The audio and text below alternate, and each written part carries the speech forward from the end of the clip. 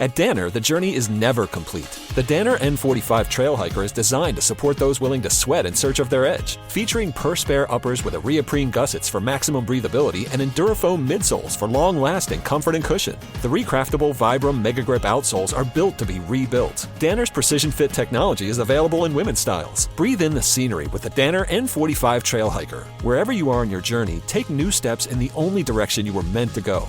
Forward. Explore the N45 at danner.com. When water from the pipes was pouring down, filed a claim with Hiscox. We turned it around. Across America, over 600,000 small businesses look to Hiscox Insurance for protection. Find flexible coverage that adapts to the needs of your small business with a fast, easy online quote at hiscox.com. 'Cause there's no business like small business. Like no business we know. Get a quote today with Hiscox Small Business Insurance. Ready to explore Europe the striped way?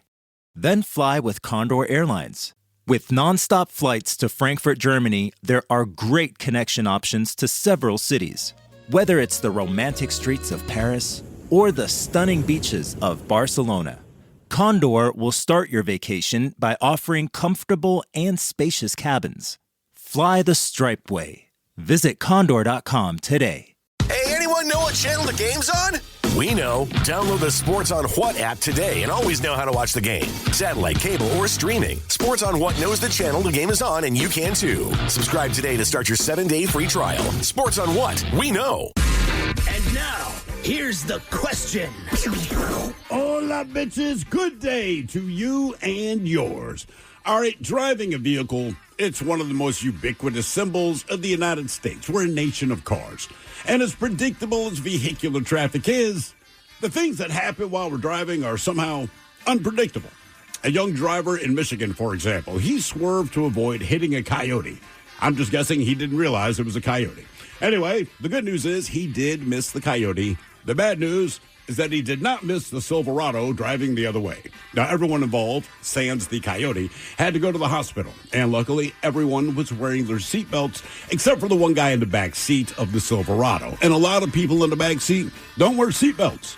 But if you're driving, you really should. Case in point, a guy in Montana, he tried to avoid hitting a deer. And he did. But he rolled his vehicle and was ejected because, again, he was not wearing the seatbelt. Miraculously, he did survive. Now, you're not always the driver, of course. A woman in Australia, she was an Uber passenger, and she was not involved in a crash or anything like that, but she did have to watch the driver masturbate for the duration of her 20-minute ride home. To say that she was uncomfortable, a bit of an understatement, but she pretended not to notice. Now, sadly, sometimes the most aggravating part of driving is the opposite or basically the opposite of exciting. And I'm talking, of course, about traffic. Now, those of us here in the Pacific Northwest, we already know that I-5 can often be a nightmare. But WashDOT, well, guess what? They assure us that this summer, it'll be even worse. And we'll share those ugly details coming up. But first, we want to talk about your memories from the road, all right? So today's question, brought to you by our friends at Advanced Hair Restoration, quite simply is, what have you seen on the road that you will never forget? To be a part of the big show, call 206-803-ROCK. Like KISW on Facebook, follow us on X and Instagram at Men's Room Live. And send those emails to the Men's Room at KISW.com. Oh, but tell us away we go. Welcome to Season 20 and episode number 4,296. What a large and a charge program we have for you today. Guaranteed future repeat on this oh-so-positive Friday. Positive Friday. Once again, the exciting return of Ted versus the FCC into the weekend. The third and final try for Ted to get this one right against listener Joe. And Joe's shiny slit city shirt. Why are you saying it so slow? Because it's a tongue twister. The tongue twister. Once again, has not gotten right in 2 attempts. Hopefully, we will get one in the win column today on Ted versus the FCC. What is it again? It is, it's about frickin' Chuck. And he can't frickin' find nutty fat knuck futz. Knuck futz. Yes. They are hard to find, man. They really are. Ted versus the FCC. I got a guy. When was the last time you had a knuck fut? 2 days ago. Like I said, I got a guy. I got a 2 hookup. days ago. Yep. Coming up at delicious 4:35 on the program. 1 week from tomorrow.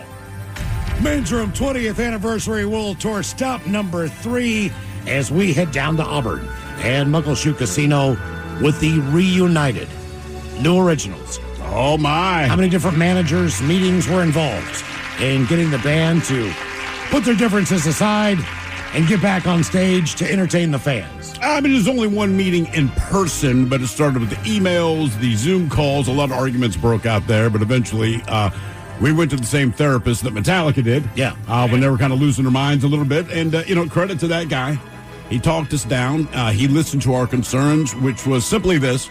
Yeah. What about the money? Right, yeah. And well, I know that you wanted to move in a smooth jazz direction for a while. That's what I've been working on, and your man. bandmates, they were not too happy about that choice of where your direction was going musically. I want to do the smooth jazz thing. Look, there's John Tesh. That's why I left. Makes a lot of money. We got to get loud again. Kenny G makes a lot of money doing the smooth. I thought maybe a black person should do smooth jazz for a change. How about that? No. Yeah, right. That's too weird. Didn't you guys kind of start the whole jazz thing, though? Yeah, we're just doing jazz. Oh. And then when white people did it, they called it smooth jazz. Isn't that kind of an oxymoron? A little bit. Yeah. A little bit. No, man, ours is smoother. Yeah, it's just smooth. Yeah. Yeah, we got that rough ass jazz. Absolutely free show with the New Originals at Muckleshoot Casino. Show starts at 2 o'clock on a Saturday afternoon. Again, April 12th, 1 week from tomorrow. We will have the Men's Room IPA, the Men's Room 20th Anniversary from Black Raven Brewing, beer brats from Uli's, the sausage will be there, the roasted red salsa from San Juan Salsa Company. Do maybe a little live Ted versus the FCC. Do some dad jokes up there as well. Are you going to join the New Originals and play Eggs? You've played Eggs on one New Original song at one New Originals performance. You never know when I'm going to pop up there. Again, my contract has not been renegotiated. I know you're getting paid the least. The Eggs, they get no love. Yeah. Outside of New Orleans, Eggs, not a big member of the band. I'll tell you what I am going to do. I'm going to win money on the slots this time around. Yeah. I lost a $100 last time. I'm getting that money back, Muckleshoot Casino. I'm coming for you. I know where my slot machine is. I'm playing that damn game. I'm going to win. So I'm walking out of there. What game are you playing? Wad of Cash. It's the one that's got the little devil on it and all the fire goes up. All right. You know what I'm talking about? Well, no. Look, our logo is a red devil. Yes. All right? Has been for 20 years. They have a slot machine with a red devil that looks a lot like our logo. I see the connection. I play that hoping that will bring me good fortune. But it didn't. Well, it did not the first time. You got to sometimes try again. Okay. So I'm going to give it a shot and come out there with some cash. It is 2 o'clock. It's absolutely free. It's going to be a great afternoon. We hope to see you down there. Oh, what else we got? Coming up, we'll drink and toast in the weekend with a shot of the day. Then it's Bad Choice Friday time. You know it's Bad Choice Friday. It's Bad Choice Friday. You know it's Bad Choice Friday. Hey, man, this is your fault. Shame on. And today we have a Men's Room Dealer's Choice Bad Choice Friday. I always look at the weather. I always look at the potential for heat, for sun, whatever the situation is. When I pick my tune, I try to make it according to the feel that you would need driving home at 5 o'clock in the afternoon. And what would be the best song for you? So we have all picked our own individual tune. Mm-hmm. We do not know what the other member has picked. We just lobby to see that if you will vote for us in trusting that we will bring the musical selection that you will find the most joy in. Oh, you know I will. I don't look at the song. How many songs did you get rejected so far that you submitted today? Just the one. So I picked a tune from Clutch that I love, and I'm like, I don't understand. And it's not a hit, was the thing. Castle's like, yeah, but no one knows Hooker the with the penis song. or something. No. It's like 110010. Okay, all right. It's a great Ted, tune. let's at least give some clues. Ted, what would be the best clue as far as your song that you picked, or just the genre? To give people an idea of maybe what direction you were going in. What feel? Are you still in the Grateful Dead sphere world? Right. That you've been somehow buzzed on for a few weeks. Are you I think more. I'm still at the Encore. There's a big time nightclub.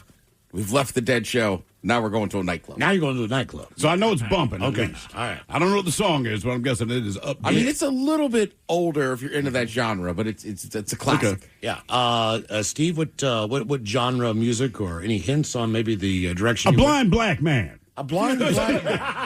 You and a blind black man. It's that easy. Okay. I went. That's a clue. You can at least guess the R. Put it and not Ray Charles. Right. I got it, Steve. Yeah. Here's my clue. in my mind, and they're it's already a bad start. As far as music goes, from my home state of West Virginia, I picked in my mind what I believe to be the greatest artist to ever come out of the state of West Virginia. I was going hometown. Quality. I was going hometown. I know Don Knotts. Don not Knotts a musician. does not sing. The guy that played Gilligan. He might have been the Apple Dumpling Gang. Was Gilligan Bob Denver? I'm not sure if he was from West Virginia, but he resided there. All right. Which he was kind of like the Dave Matthews of West Virginia. originally from somewhere else, but Steve Harvey, not a musician. I'm trying to think of a musician. I bet Steve Harvey can sing. He's a pretty talented guy. Yeah, I mean, he can sing, though. I don't think he can get his vocals through those big-ass teeth. Yeah. Jennifer Gardner, she's from West Virginia. She's got pipes. Jennifer Gardner? You're damn right. Deep pipes. Okay. Yeah. So here's what you do. What's Mike's clue? I'm about to say, let me have my piece here, Miles. Okay. All because right. I took the same tip as you did, and I looked at the weather outside.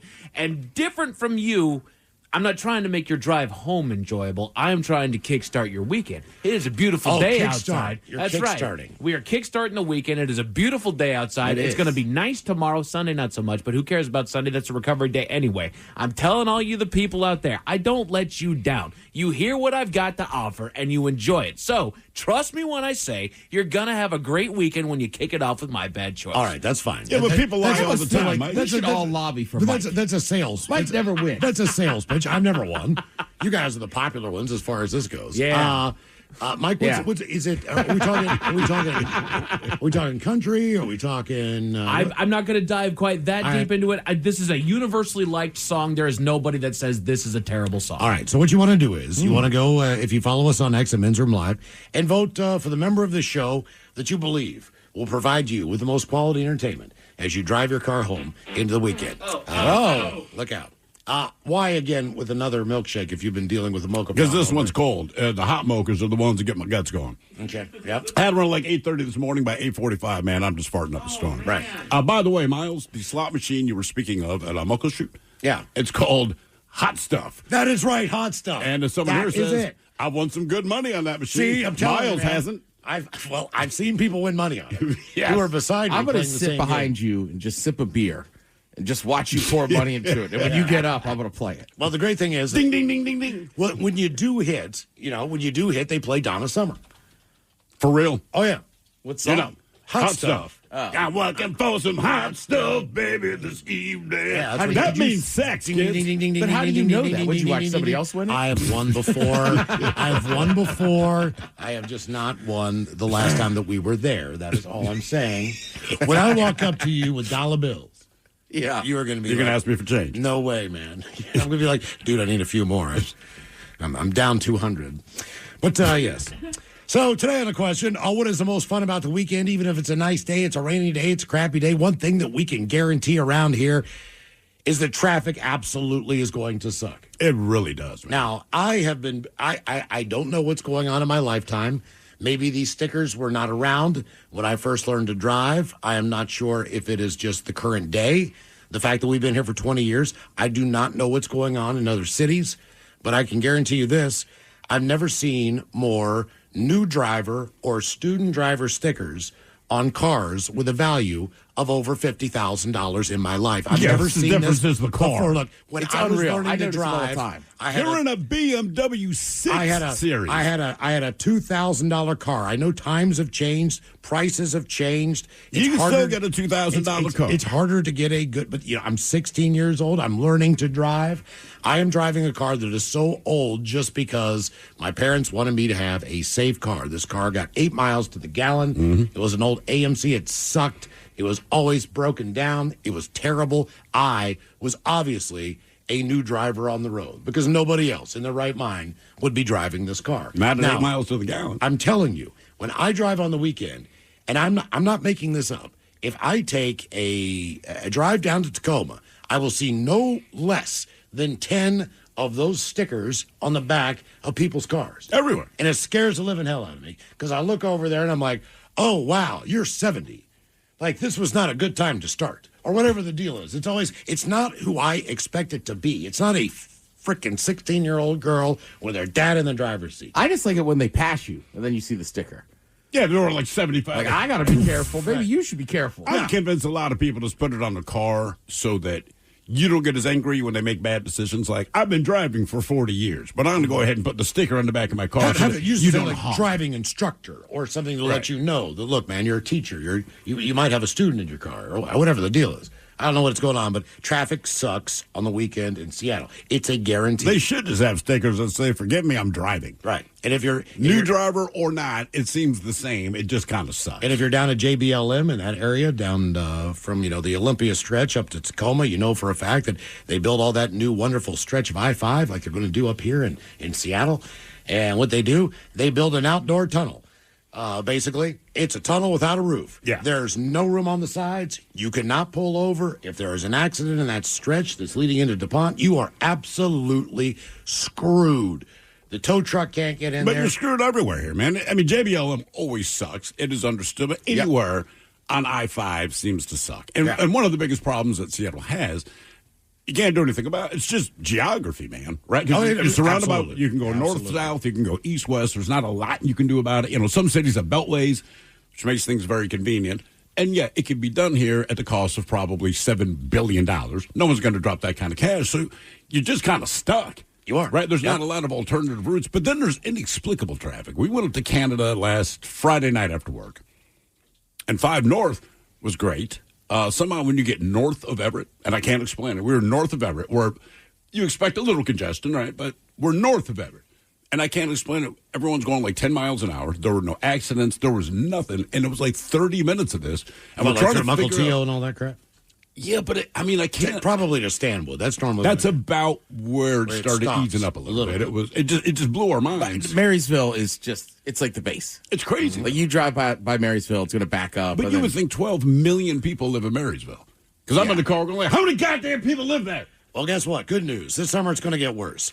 The Washington State Department of Transportation said it'll take an important step on I-5 from Yesler to Northgate. Right where your probable exits are, guys. Basically, that takes me from home to work or work to home. And you, Ted, too. The project to preserve the aging I-5 Ship Canal Bridge. Now, if you've been on the express lanes, you can kind of already see that they've got the emergency tarps up or whatever the hell they're doing to keep stuff from falling on cars. It's kind of already up there. I do like that net in there because they have lights in it. It's brighter. They do. I mean, actually, that has actually improved the trip going home. Yeah, they got, they say 4 weeks of critical construction activities. And during the summer closure, they will repair and reface about 20% of the northbound Ship Canal Bridge, repair expansion joints, replace the bridge drain inlets. They will close, I believe, a portion of I-5 from 90 for an entire weekend to get things ready to go. The express lane will remain open in the north-down direction around the clock. Hallelujah. Drivers can use I-90 exits, maybe go up 405. Either way. It's going to be a nightmare. It's going to be a nightmare. I believe it's 4 weekends in a row. And they're working on the light rail now. And there's a sign basically at the end of my driveway indicating, hey, we're going to close down your street. Now, we know it's an evacuation route. That's why we put speed bumps on it. That makes a lot of sense. But also, in spite of you living here, we're going to close it. I'm like, all right, man. Well, that's fine. Because normally, with the light rail, when they've done some of the closures, it was like 11 p.m. to 6 a.m. or something. Like, all right. Yeah. No big whoop. So we're reading the sign today, 9 a.m. to 5 p.m. Like, that's when you're going to close the road from 9 a.m. to 5. I would rather deal with it, honest to God, I'd rather listen to the noise at night and the lights, because it's really not that bad for whatever it is they're doing. But, 9 a.m. to 5 p.m. Oh, my God. How are you going to get out? We're just going to, my wife and I have the same attitude, like, F you, we live here, move. I mean, there's nothing else we can do. It's not to be mean, but it's like, look, we have to pull out of our driveway to go do whatever the hell we have to do, because God knows we always have something to do. The more trouble will be getting home. When you're pulling out of your driveway, those guys are very gracious. They understand. Obviously, you live here, right? You got the kids in the car, or whatever you're doing. They just move some cones. You zip down the road. But getting back to your house is more problematic, because where they're closing it, we will be about 8 blocks away from where our driveway is. So then you have to convince them. And you actually live up the road. Look, I'm one of the first guys that would lie to you and be like, yeah, I live here, just for a shortcut. But this time I actually mean it. So we'll see how that goes. My wife's not having it, so I'm going to let her do the talking on that. She really, she's already angry. She's already told me She's the already speech. fired up. She told me the speech this morning she's going to give them if they try to stop her. And I'm just like, Jesus, I'm so glad I don't work for Washington. I like that she's on it, though. Dude, yeah. Well, you say that because you weren't in the car with her, but yes. So we use this. Get that anger out. Oh, yeah. We use this question to bitch about the roads a little bit. But in truth, we just want to know the craziest thing that you've seen, either when you were a passenger in a car, if you were driving in a car. Maybe you just saw something on the side of the roadway. Something happened to your car while you were driving it. Maybe you were the cause of the commotion. Maybe when the rock dropper was dropping all that crap on the I-5, like anything, you read about it. Obviously, it was happening with some frequency. That was, a year ago, 2 years ago, whatever. And so we were aware of it, but you do not think you're going to be the recipient of it. And sure enough, we're going home.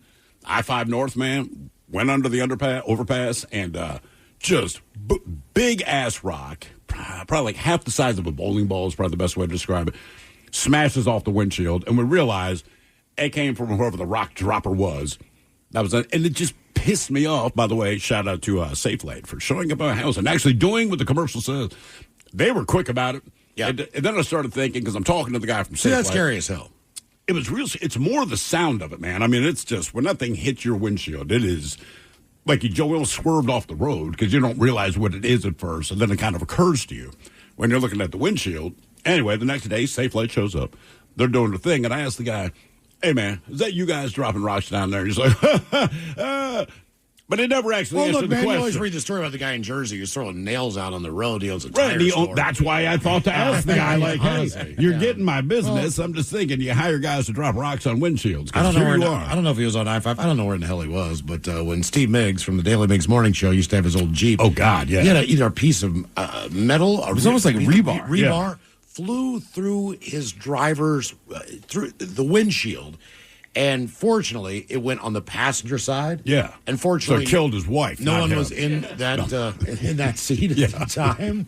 But I mean, it pierced the windshield. Yeah, it went straight through. It fell off a truck. Whatever the deal was, man. That was the one where I was like, man, I've had cars explode when I'm driving them, but that's terrifying. But I could see my engine light ramping up and everything else. But would you just have something fly through your windshield that you had no idea was going to happen? By the time it registers that it's headed toward you, it's already too late, right? You just don't have the reaction time to avoid it. That's what happened a couple of years ago. I had a giant ass rock just slam right into my windshield at the big. Did you see it coming? Oh yeah, like a split second before that's impact. What I mean. That 1 second going. I think it's going to. Be careful too, because you don't want to just swerve crazy at 65 miles an hour. I had a whole family of quails flying to the front of my car. I know. It's crazy. What have you seen on the road that you'll never forget? 206-803-ROCK. Man, that was easy. Bulldog Rotary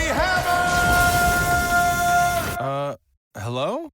It is I, He-Man, your inner Bosch. Inner... Bosch! I'm sorry, what? That powerful feeling you get when you can powerfully blast through concrete. Say it with me. What, like right now? Yes! We have the power! The more you Bosch, the more you feel like a... What's up? It's your boy, the Ted Smith. You know what's sneaky? A bunch of big corporations buying up local companies you know and love, gutting them, and keeping the name. But you know who's not a sellout? Pinky's Plumbing. That's right. Pinky's Plumbing's values start with their work ethic, honesty, how they treat their employees, and how they care for their customers. Bigger isn't always better, and that's a fact. You should know you're working with a locally owned company that truly values where they live and work. Pinky's Plumbing. Pinky'sPlumbing.com.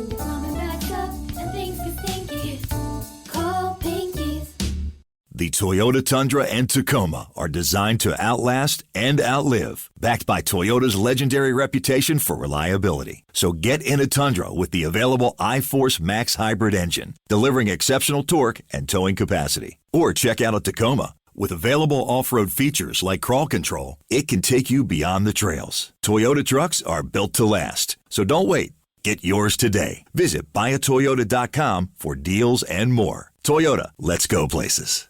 You don't just live in your home. You live in your neighborhood as well. So when you're shopping for a home, you want to know as much about the area around it as possible. Luckily, Homes.com has got you covered. Each listing features a comprehensive neighborhood guide from local experts. Everything you'd ever want to know about a neighborhood, including the number of homes for sale, transportation, local amenities, cultural attractions, unique qualities, and even things like median lot size and a noise score. Homes.com. We've done your homework. Nerds! Today's episode is sponsored by Smart Travel, a new podcast from NerdWallet. Smart Travel doesn't just cover points and miles. They break down all the financial aspects of your trip, whether that's the best days to book, how to avoid hidden fees, or which fancy travel credit cards pay off, and which ones are just an expensive flex. If you want your travel budget to work harder, then dive into the best deals, products, services, and more with Smart Travel from NerdWallet, wherever you get your podcasts. Always live on the free Odyssey app. From the Pinky's Plumbing Studio, you're in the men's room. Text the guys at 206-803-ROCK. This, in my mind, is terrifying. If you've been to Niagara Falls, yeah, it is one of the most impressive things in nature as far as just the enormity of the falls. I recommend anyone, if you get the opportunity to go, man, just go. You would not be disappointed. The volume of the water going over the top. I mean, you cannot believe that anyone ever thought, I want to go over this thing in a barrel. That'll be fun. Let me see if I can live. That's insane. Now, when I went to see my daughter in Africa in December, I went to Victoria Falls. And Victoria Falls are some of the most legendary falls. Are they the tallest, I believe, in the world? There's something. There's one. I think it might be. No, I think tallest is in Venezuela, but they're known for like just their sheer height. They're big. I mean, it's probably a mile's worth of walking on the trail along the falls.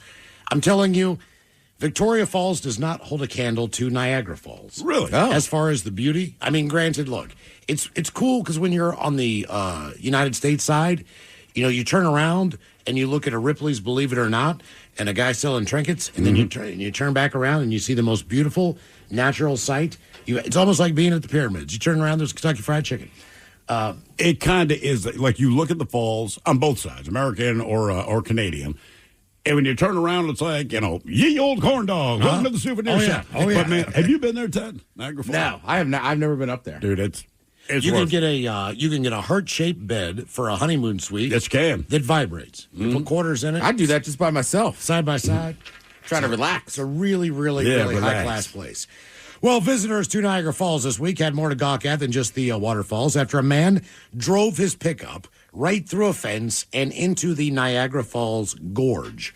According to a statement, officers responded to a call around 6:30 on Wednesday at the Aquarium of Niagara, where they say they found a 42-year-old man suffering from injuries consistent with an accident. Cops determined he'd driven his 2008 Toyota Tundra onto the gorge near the Whirlpool Bridge. He'd been able to walk out of the gorge on his own. The badly damaged vehicle doesn't appear to have entered the water at any point, but based on the photos from the scene, it was saved by one lone tree. After a search, police determined no one else had been involved in the accident, and the man was transported to a local hospital. One tree kept him from going over Niagara Falls in his 2008 Toyota Tundra. It would have been a much different story. Our question, what have you seen on the road that you will never forget? 206-803-ROCK. Hello, Adam. Welcome to the men's room. Hey, how's it going, guys? Hola. Good, man. Positive Friday. Yeah, Positive Friday is in effect. So what did you see on the roadway? Well, it's pretty much every day, I got to be honest. The roadway being the route in which people take ferries across. I work for the more reputable ferry service in Washington, not to name any names. But so people, you know, like all the stereotypes, like driving distracted, all that stuff. It's all the combination of it, guys. It's all of it. The ridiculous thing though is I watched a lady park her vehicle. The tire went into where the overflow tank goes for the burp valve for the fuel. And what happens as a result of her doing that? Well, she didn't realize that she was still in drive. Oh, Jesus. Yeah. So she just sat there with the car stuttering and moving and smoking the tire. And that's what actually alerted the crew to come by and ask her to put it in park, step out of the vehicle, and, you know, law enforcement was called, yada, yada. But was she drunk? Was she old or what? combination. Oh, okay. drunk Drunk and and old. old. Perfect. Sounds like everyone's grandma. Wow. Okay. Yeah, I've seen one. Have you ever seen a video where the guy misses the ferry and he does a Dukes of Hazzard style attempt to get on that? He tries, yes. He did not live. No. He was like in a Winnebago, if I'm not mistaken. I swear to God, I'm sure I remember this video. He tried to jump. It was like 3 or 4 years ago, his maybe. Winnebago onto a ferry as it was probably 10, 15 feet off of the ramp. Flies this thing. He lands it. He does land it. And then, man, the whole thing just explodes and crushes in the front. I don't believe he made it. Okay, did not see that one then. That was I seen a car miss. It was the same. It was actually the one I saw was a car, and he tried the same thing. I don't know what the guy thought was going to happen because unlike the Winnebago, like the ferry was far enough away that I don't understand why anyone think they'd make it, but also there was no ramp in front of him. So you see this guy kind of frantic. He wants to get on the ferry, guns his car, and it launches off the ramp and just went straight into the water. I'm like, well, yeah, that's kind of how that works, man. Yeah, you're right, Miles. It was in Quebec. You have the video? So, I'm trying. I've got it right It's here. loading. Okay. So the boat pulls away, right? All right. Now here comes Evel Knievel in his RV. He's in his look how far that's way out. Wow! Boom! He made it. I mean, he made that mother. Well, the Winnebago landed on the ferry, but he died. Yes, he died. He made it.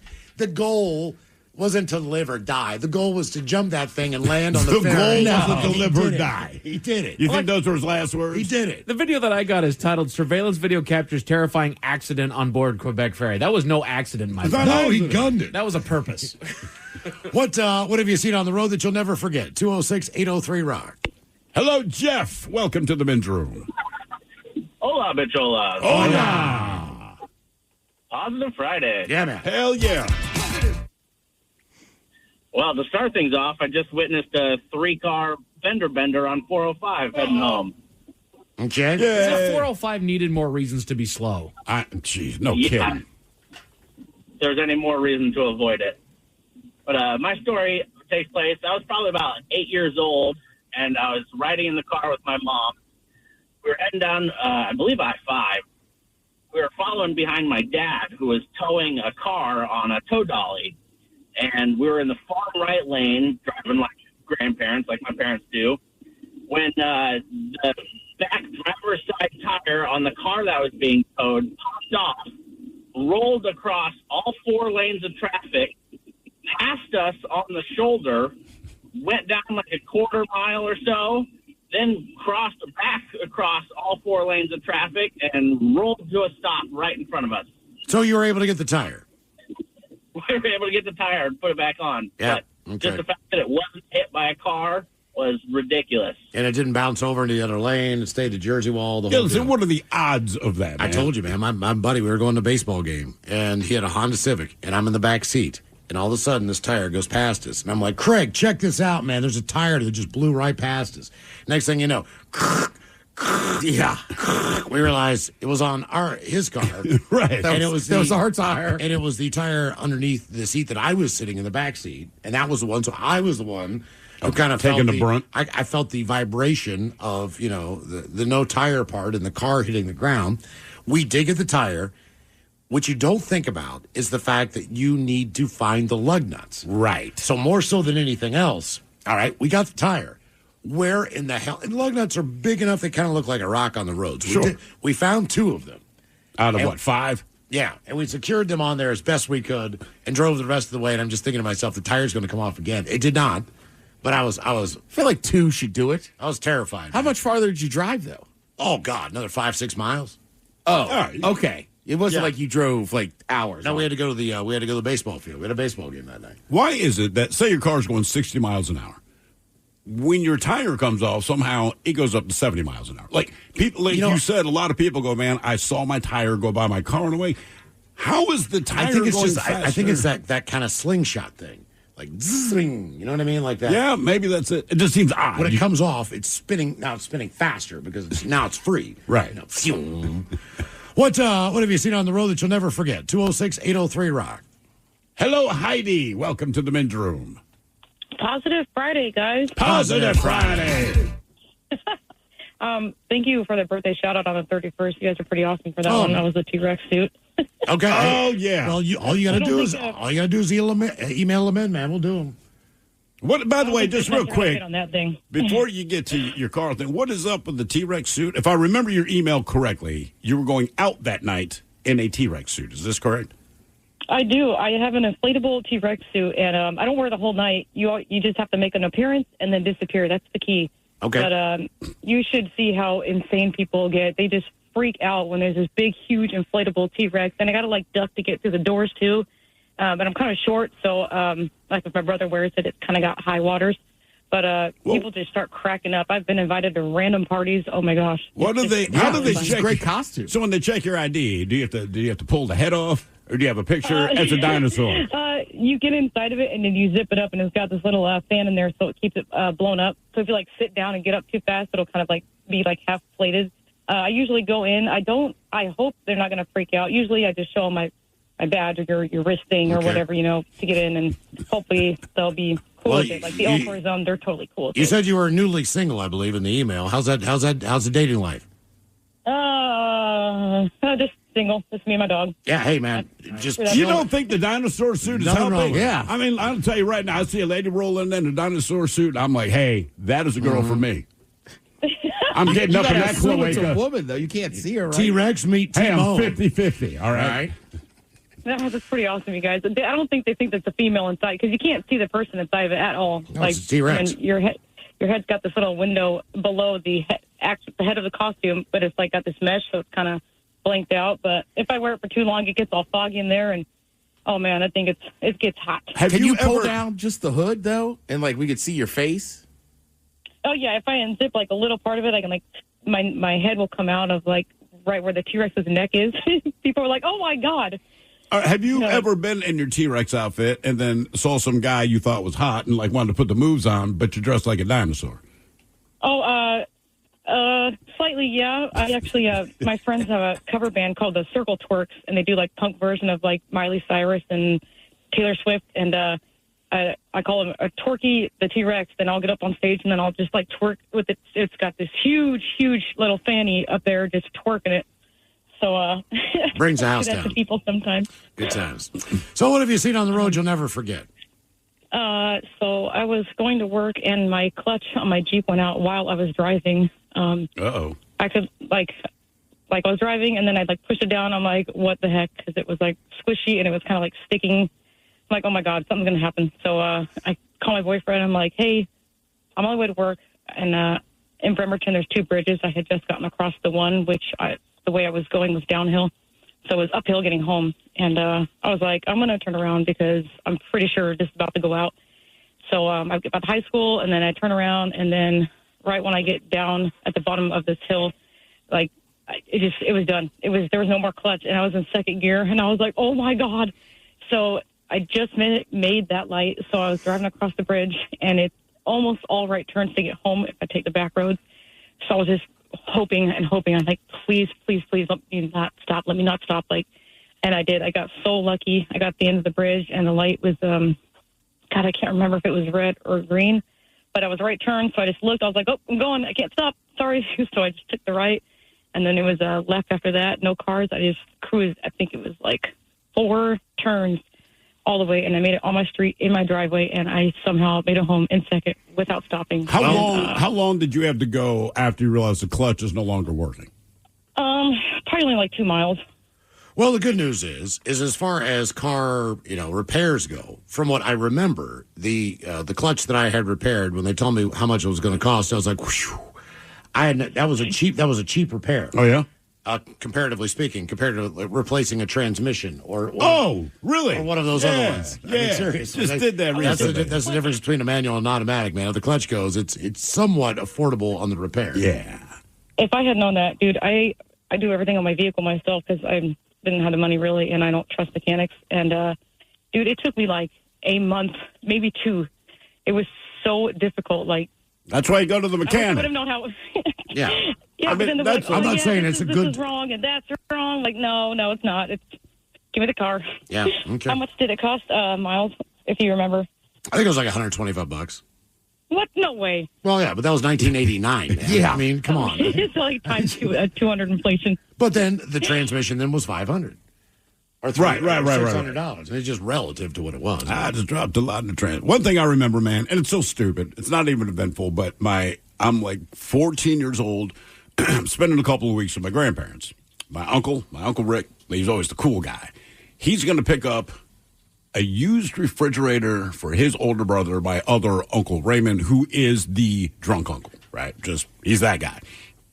So he asked me, hey, man, come with me, help me move this fridge. I'm borrowing my buddy's pickup truck. No problem. And I don't know, this truck is maybe from like 1978 or something like that. All I remember is that it was a Ford. It was white. It was big. It had no power steering. And I only noticed that because every time we made a turn, my uncle's screaming like he's fighting someone. So every time he turned, he's like, ah. I mean, huge turn radius, no power steering. Anyway, he's a smoker at the time. And so it is a 2-seat cab. And behind us, there's like that little narrow window. And you can slide it open. So we slid it open. This is Virginia in the summer. It's hot. There's no AC in this thing. Anyway, we're just talking as uncles and teens do. He has a cigarette in his mouth. It's not lit yet, so he presses down the little cigarette lighter thing. We keep talking. It takes, like 2 minutes to heat up? Now, normally, when the lighter's ready to let you know it's hot, it just kind of pops out. Yep. This thing shot out of this thing like a cannon, man, and shot out the back little slit of the window and landed in the bed of the truck. And he's just like, what the hell was that? I'm like, man, I think that was a lighter. He's like, God damn. So we pull over. We grab the lighter. He has to do it again because now it's cooled down. He can't light a cigarette. So again, we're driving. Maybe 2 minutes later, this thing pops out again, shoots right between us, goes back out the back window again. This time does not hit the bed of the truck. It's out on the road. It's just gone. And the thing I remember most about it, one, we did not expect the cigarette lighter to shoot out the way it did. I mean, this thing came out with violence, man. It was just... Why didn't he close the window the second time?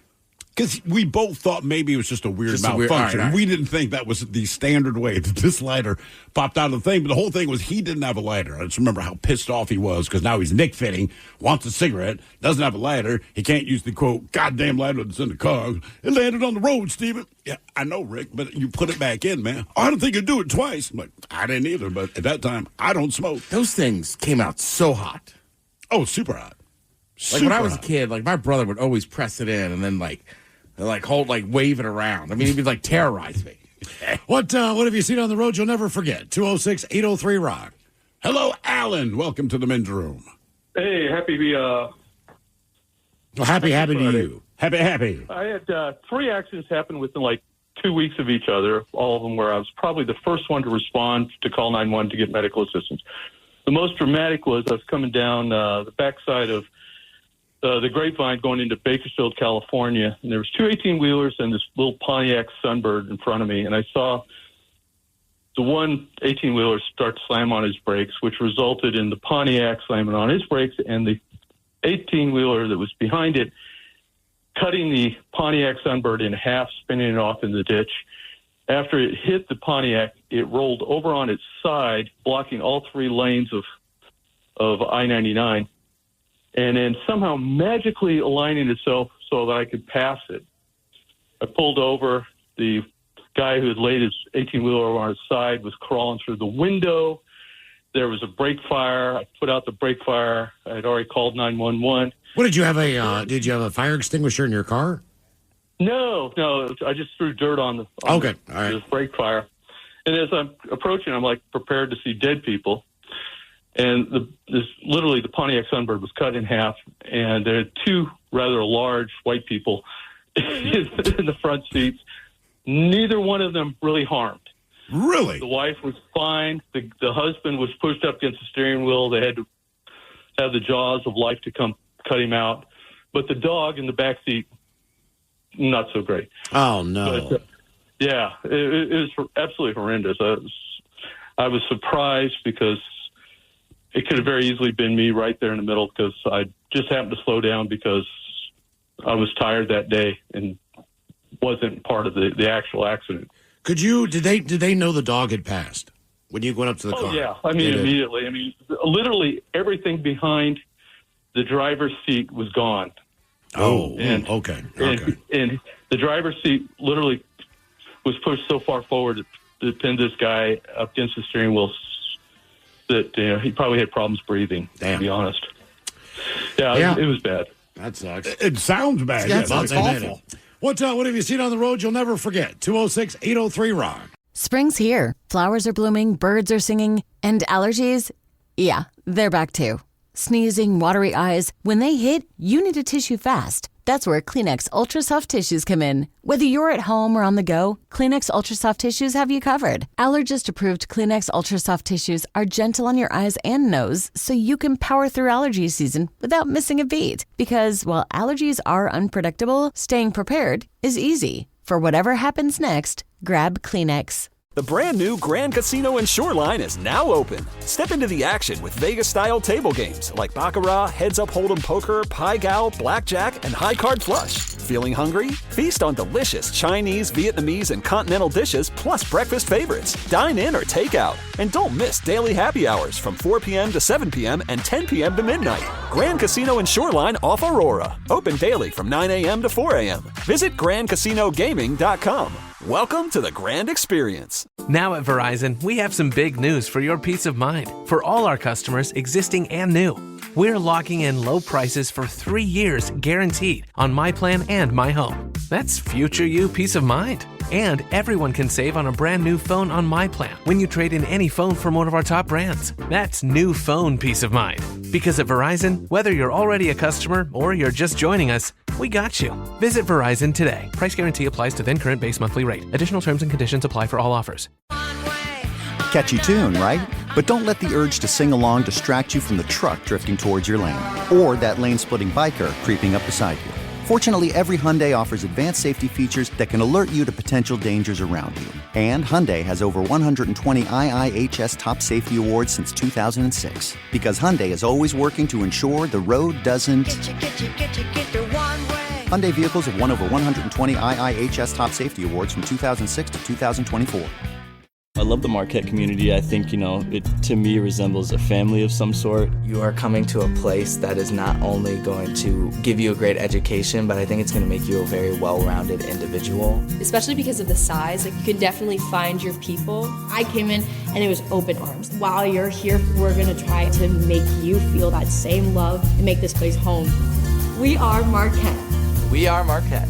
We are Marquette. We are Marquette.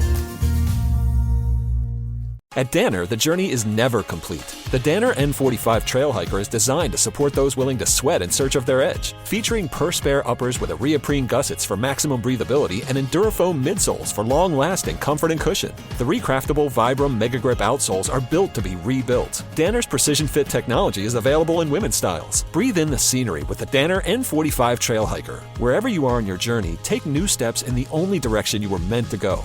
Forward. Explore the N45 at Danner.com.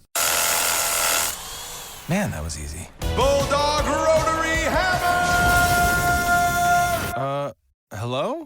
It is I, He-Man, your inner Bosch. Inner... Bosch! I'm sorry, what? That powerful feeling you get when you can powerfully blast through concrete. Say it with me.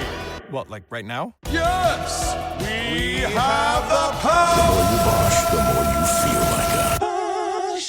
This episode is brought to you by Progressive Insurance. What if comparing car insurance rates was as easy as putting on your favorite podcast? With Progressive, it is. Just visit the Progressive website to quote with all the coverages you want. You'll see Progressive's direct rate, then their tool will provide options from other companies so you can compare. All you need to do is choose the rate and coverage you like. Quote today at Progressive.com to join the over 28 million drivers who trust Progressive. Progressive Casualty Insurance Company and Affiliates. Comparison rates not available in all states or situations. Prices vary based on how you buy. Hey, what's the easiest way to find out what channel the game's on? Sports on What? Subscribe to the Sports on What app and quickly find the channel for every provider. Satellite, cable, or streaming. Sports on What knows the channel the game is on, and you can too. Download today. The shenanigans continue.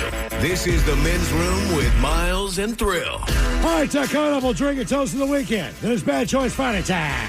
You know it's Bad Choice Friday. It's Bad Choice Friday. You know it's Bad Choice Friday. Hey, man, this is your fault. Today we got what we call a men's room dealer's choice Bad Choice Friday. Each of us have picked a tune for your entertainment and pleasure. Mm-hmm. You must determine out of the four members of the show who you trust most with their musical knowledge taste, and a great song. You know that we who have you picked. trust. So will it be Steve, Mike, myself, or Ted?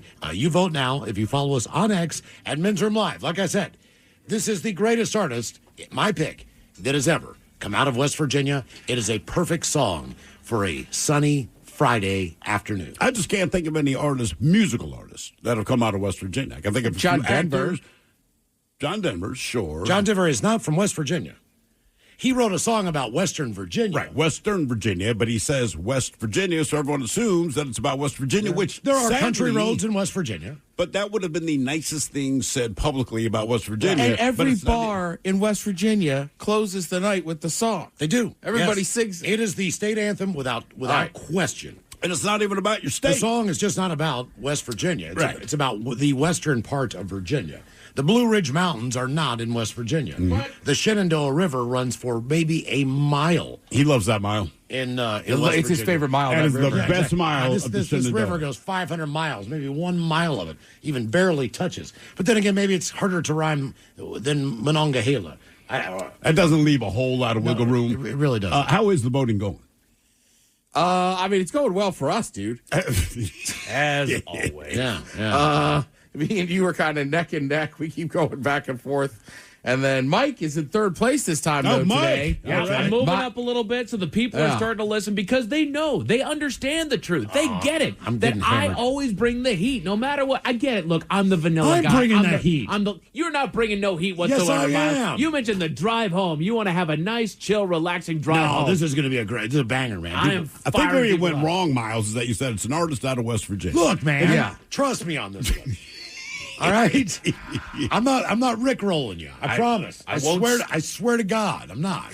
This is I'm tired of Ted and Steve winning every time we do this. Same, you know? man. Aren't you? I am. Yeah, That's why me I fight too. for my position here. Because again, when we do that, because we're going to play the teasers of what everybody chose at the very end of it. Sure. And I see I'm the text sure they're roll very in. good. I see the text roll in every time. Damn, I should have chose Mike. Oh man, Mike made a good choice. I have not seen I those picked texts. the heat. I look at these texts every 30 seconds. I've never seen that. Don't say I I've haven't never either. seen that in the history. Don't make a mistake. I mean, Don't look, turn I'm me with down. you. Vote for Mike. Thank you. Oh man. Thank Go for your ahead. pity vote. You want Smiles? Vote for Miles. Oh my God. That's what I'm saying. What? Wow. What? It's Bad Choice Friday. Vote now if you follow us on Look. X there at Men's All Room right, Live. I guess Cast I'll your pull vote. out my old slogan. Right, use your head. Vote for Ted. What do you got? My artist's name is also Steve. But here's the thing. You ready to rock? Vote for the doesn't- Hawk. it Come doesn't on rock. now. Oh, I like that. Yeah. It That's gonna doesn't ring rhyme, too. but I'm not worried about your drive home. I picked a blind man. He's obviously not thinking about driving. He's not really blind. Yeah. He moved his hand out of the way of a bottle. He grabbed that microphone. That was Ray Charles. Yeah, That is the thing about he caught a foul ball in a baseball game, man. Yeah. Come on. Lying ass. It is off hand. Line. It is awesome. Here's one you didn't expect to see. A 65-foot wide sinkhole abruptly swallowed a motorcyclist on a Soul Street on Monday evening. Welcome to Soul Street. And did so fatally. Say. Say, brother. Come on down to Soul Street. I don't think that happens in South Korea. A motorcyclist. Oh, so all right, that's a different soul. Yes, it is. A motorcyclist in his 30s was found dead in the sinkhole midday Tuesday. It took that long to get him out of there. The man was discovered still wearing his helmet and boots. Rescue teams Why used, do they add that? I don't know. What, do they think he got undressed before he died? Jesus Christ, guys. They used excavators and shovels to locate his body, and they found his motorcycle and mobile phone prior to reaching him. The BBC reports the moment the sinkhole opened was captured on dash cam video and shows a white vehicle in front of the motorcycle narrowly escape. Then the hole completely opens up. There were 2,000 tons of soil and water mixed inside the 65-foot deep hole. He fell 65 feet. It's like driving off the 6th story of a building. When it opened up. It was only after draining the area and deploying heavy equipment to remove the soil they were able to locate the man. They don't know why the sinkhole happened. That's under investigation, but either way. They don't know. The same reason any sinkhole happens. I mean, sinkholes, man. yeah. Yeah, it's, You might not have known it was coming, but they all opened for the exact same reason. Don't bother to investigate. I will say. Well, you see cases all the time on the West Coast where a road will wash out. Now, whether that's a landslide or water displacement or whatever the deal is, half the road's gone. Oh, yeah. Somebody found that first. Like you're coming around that turn, man. You're the first person. The next car after that happens, you're going in. Remember what was that horrible earthquake in California, like during the World Series? 89? 96, maybe? It might have been. I think it was like 89 or whatever. But remember, those people on the Bay Bridge, they didn't know part of that section had fallen, and they just kept driving into it. And think about that. Like the bridge does not exist in front of you, but just the way bridges are built. I mean, we have the floating bridge, so you kind of drive down. Yeah. If something were to go wrong, you could see it. It happened. It happened last year in Baltimore when that barge hit the bridge and knocked that whole middle section down. Oh yeah, on the then, Key Bridge. Then it started to do a domino effect on some of the other areas in between the pillars. Yeah. And some of those areas opened up. So even it wasn't where the boat hit the bridge, but the whole thing ended up caused going such down. displacement that a bunch of different sections just kind of fell down. What have you seen on the road that you'll never forget? 206-803-ROCK. I'll tell you what, right? Like I was just back there, right? Like a month and a half ago. I don't think people can fathom how bad that traffic is now without that bridge there. I mean, the bridge. So you got to go all the way around and go through the tunnel and stuff. And those streets are already horrible because streets suck. It's Baltimore, and then you have that much traffic on it. I mean, it was. I swear to God, me and my cousin from Cape Cod, we were like, these streets are like a third world country. And what makes it worse is, basically that bridge, and like you can take the bridge to bypass a lot of the things Ted's talking about, but also that's where all the heavy cargo goes, right? Because the shipyard is there. So you're talking all the cargo that comes into Baltimore, right? When it rolls, and I want to say it's the second busiest port on the East Coast behind New York. So there's a lot of cargo, but now all those big ass trucks, they have to cut through the city streets. And remember when the West Seattle Bridge was down for a while? At that point, my parents lived over in West Seattle. So it was real easy to get there when the bridge was there. Well, now they got to shut down the bridge. They got to do the repairs. But again, you forget how many 18-wheelers take that thing. Yeah. So you're cutting through all of these residential neighborhoods with very residential streets, parallel parking on both sides, median in the middle with trees, and you're behind all these 18-wheelers and watching them trying to navigate these little narrow-ass tiny streets. And they're never built. But, I mean, you're talking like 8 of them at a time. So every time we went over there, it went from being a 20-minute drive to like an hour-and-a-half drive. Ted, you're talking about how crappy, just as far as the condition of the roads in that area, as far as the potholes and everything else. I am not lying to you when I say this. When I was in Zimbabwe, in areas where the guy would not stop the van at a red light because he was afraid that we might be robbed. Sure. Right? The roads there were 100 times better than the roads in Ballard. There were no potholes. Really? They were well marked. You could see the lines on the roads. You will be mugged here. They were flat. Yield to buggers. You're in the robbing zone. Yes. You might get robbed and killed, but it's smooth ride. It's a smooth ride, and it's well marked. Yeah. And if you're a motorcyclist, whatever, you don't have to worry about sticking your front tire into a giant hole like you do on Leary or whatever the deal is. I swear to you, the roads in the middle of frickin' nowhere. Yeah, Leary is awful. Africa are better than Ballard. Hands down. How is that? I don't know. Because we pay a lot in taxes. What have you seen on the road that you'll never forget? 206-803-ROCK. Wasn't there a guy a few years ago that, like, I don't know if he was running for mayor or governor, and he basically was like, traffic sucks, man. Mayor. Yeah, he's like, that's what I'm doing. And I actually read his whole thing. They send you the pamphlet. You read through all the crap they're all going to say. I like that. This is why I'm qualified. And this guy's like, look, I have no qualifications, all right? I'm sick of the effing traffic here. I'm like, I'm going to coordinate the traffic lights. We're going to spend some money on the roads. It's like, that's my pitch. School, you know what'd be better I don't too? know. You know what'd be better too? Birthrights, I don't know. Immigration, I don't know. The doesn't traffic matter. sucks. Yeah. Here's another fix traffic. Here's another one. I'm going to time out traffic lights. That right man, there, man. please. If you could do that, man, you'd win every time. Brother. I will time these out so you can go through one and then go through the next one without having to stop at each individual light on 4th. I can do that. 4th, same with 5th. Maybe not downtown, but 5th, northeast, whatever it is, and getting near Northgate. Yeah. It is, it's a very short drive from my kid's school to my home. It is not a long drive, and I drop more expletives in this short-ass drive. And it's not the traffic. It's not other drivers. Everyone drives just fine up there. It's the way the lights are timed out. And the thing that pisses me off most is, it's 2 o'clock in the morning, man. I stop at this red light for 2 minutes, and it's a 3-way intersection. And there is no one coming from the east, from the east. There's no other direction you could possibly go, and you just wait and wait. Mm-hmm. And it turns green, and we go and we drive 100 yards, get to the bottom of this hill, and the light, it's always timed out to go red, and it turns red. And once again, it's another 3-way intersection. There is zero traffic. I lose my frickin' mind. My kids probably learned how to cuss from listening to me on this one little stretch of road. And I'm like, guys, Jesus Christ, at least do a weighted system like a normal place. Yeah. If there is no traffic. Do you realize that they've replaced every single sidewalk in Ballard and haven't even thought about doing the roads? That probably has too big of a mess. Like, hey, look at this. Look at these brand new sidewalks. Like, I'm driving. What have you seen on the road that you'll never forget? 206-803-ROCK. Hello, Eric. Welcome to the men's room. Hola, bitches. Hola. Love your show. Oh, thank you, man. Hey, brother. I was driving to work about 6:30 in the morning down a mountain road, and in front of me on the right was a minivan with its hazard lights on.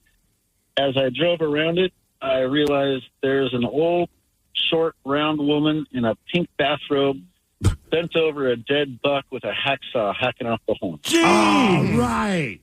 That's a woman right there, man. she just wanted the rack. She didn't want any of the meat. Nope, she just wanted the rack. Huh. Interesting. Wow. Do you think she hit the deer, or do you think she just saw the deer and said, oh, hell yeah? The car was fine. I think she just saw the deer and said, heck yeah. That's a great way to get scabies. Yeah, it really is. I mean, I'm dead serious. It really is. Take scabies, you And name ticks. it. Yep. Where was this that you saw this? This was Highway 9 going into Santa Cruz, and that was the 89 earthquake of Loma Prieta. Oh, you experienced the 89 earthquake. Yeah, it was 89 earthquake that took out the Bay Bridge. That was actually the Loma Prieta earthquake. Was it more intense in the south part in Santa Cruz than it was other areas? Yeah, it was about 2 miles from my house. Okay. What does it feel like? So I've heard it, because I just heard recently there's two different types of earthquakes. I do not remember what they are. They said the one, you feel like you're shaking. The other type, you feel like it's almost like the ground is liquid and it's waves rolling under your feet. This was both. It started shaking, so I thought, oh, this one's actually big. I'll actually stand in the doorway like I'm supposed to. And I could see the hallway tweaking down the hall. And I thought, forget it, I'm running out of the house. Yeah. Okay. I'll tell you what. I ran out of the house, and the power lines were swinging so bad, I realized I'm not safe out here either. So where do you end up staying? Do you go like in your front yard or front area? I mean, what's the best place to be then? Outside, away from the power poles. Okay. All right. Did you live there growing up, or did you own a home there?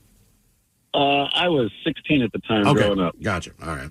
God almighty, man. That road between Santa Cruz and San Jose is one of the most dangerous interstates I've ever been on in my life. It winds up a mountain, man, and you think there's so many S-turns, and the speed limit is 65, and people are driving it. It is absolutely like the Autobahn on top of a mountain. It is terrifying. What have you seen on the road that you'll never forget? 206-803-ROCK. Hello, Shannon. Welcome to the men's room. Hola, bicholas. Hola. We decided after 2020, we bought a car in 2020, and we decided we were going to take a trip to Illinois.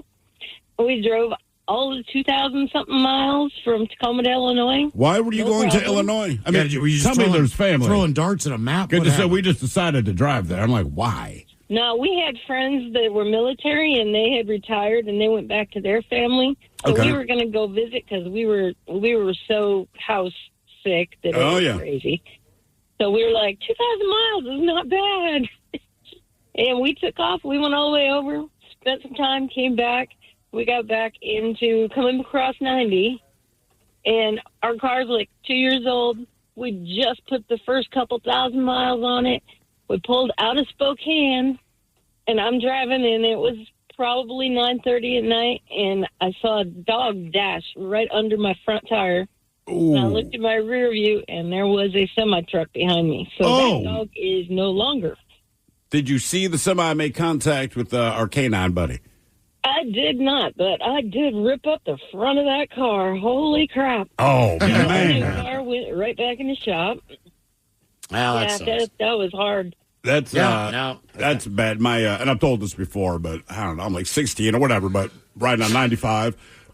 This is in Baltimore, but my father's driving. He drives very fast. He's got parents in the front seat. I'm in the back seat. There's not much going on. Like I said, it's at night, maybe 9:30, and this white dog just shoots out of the trees, tries to run across 95, and by the time you see it, it's already too late, right? So my father hits this dog, and it makes an awful sound. Not the dog itself, but the sound of the thud. And when we look out the back, you see the dog still rolling down the street kind of thing.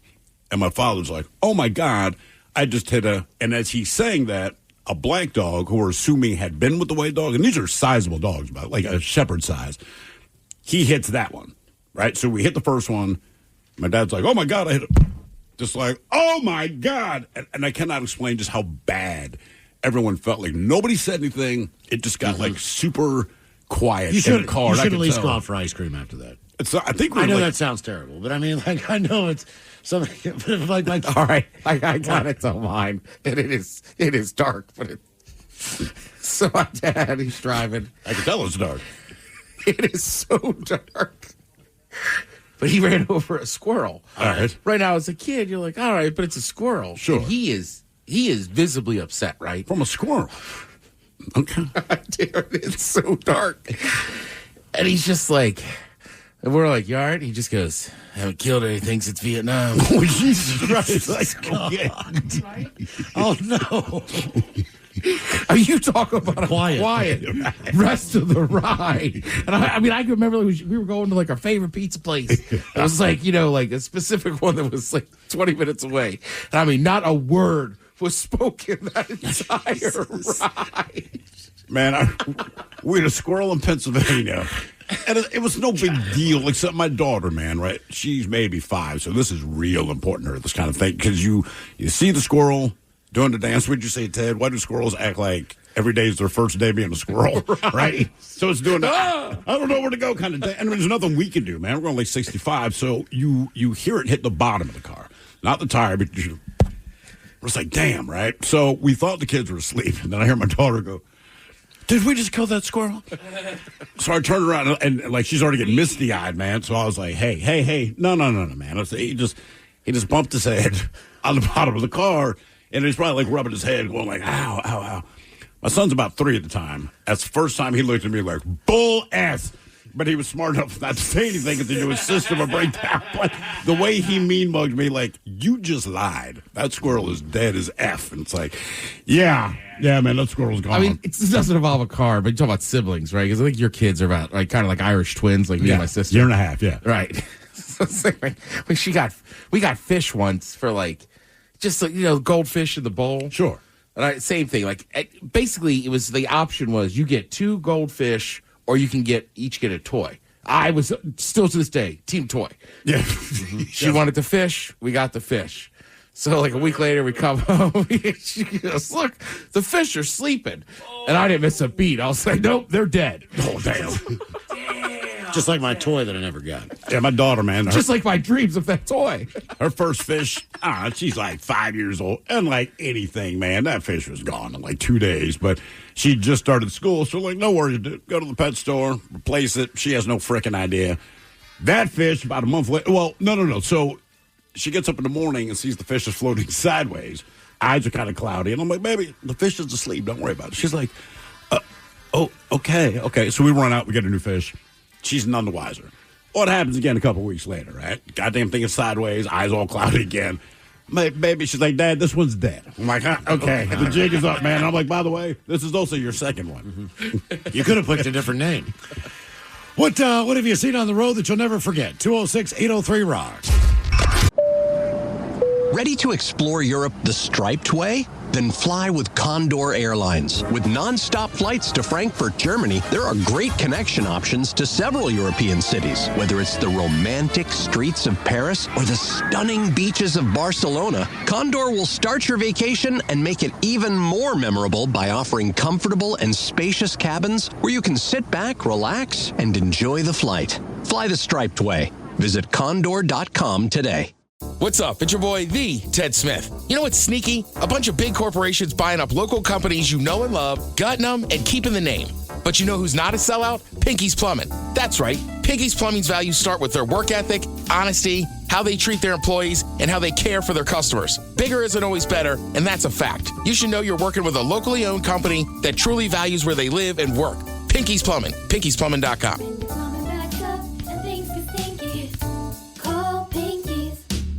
The Toyota Tundra and Tacoma are designed to outlast and outlive, backed by Toyota's legendary reputation for reliability. So get in a Tundra with the available iForce Max hybrid engine, delivering exceptional torque and towing capacity. Or check out a Tacoma. With available off-road features like crawl control, it can take you beyond the trails. Toyota trucks are built to last. So don't wait. Get yours today. Visit buyatoyota.com for deals and more. Toyota, let's go places.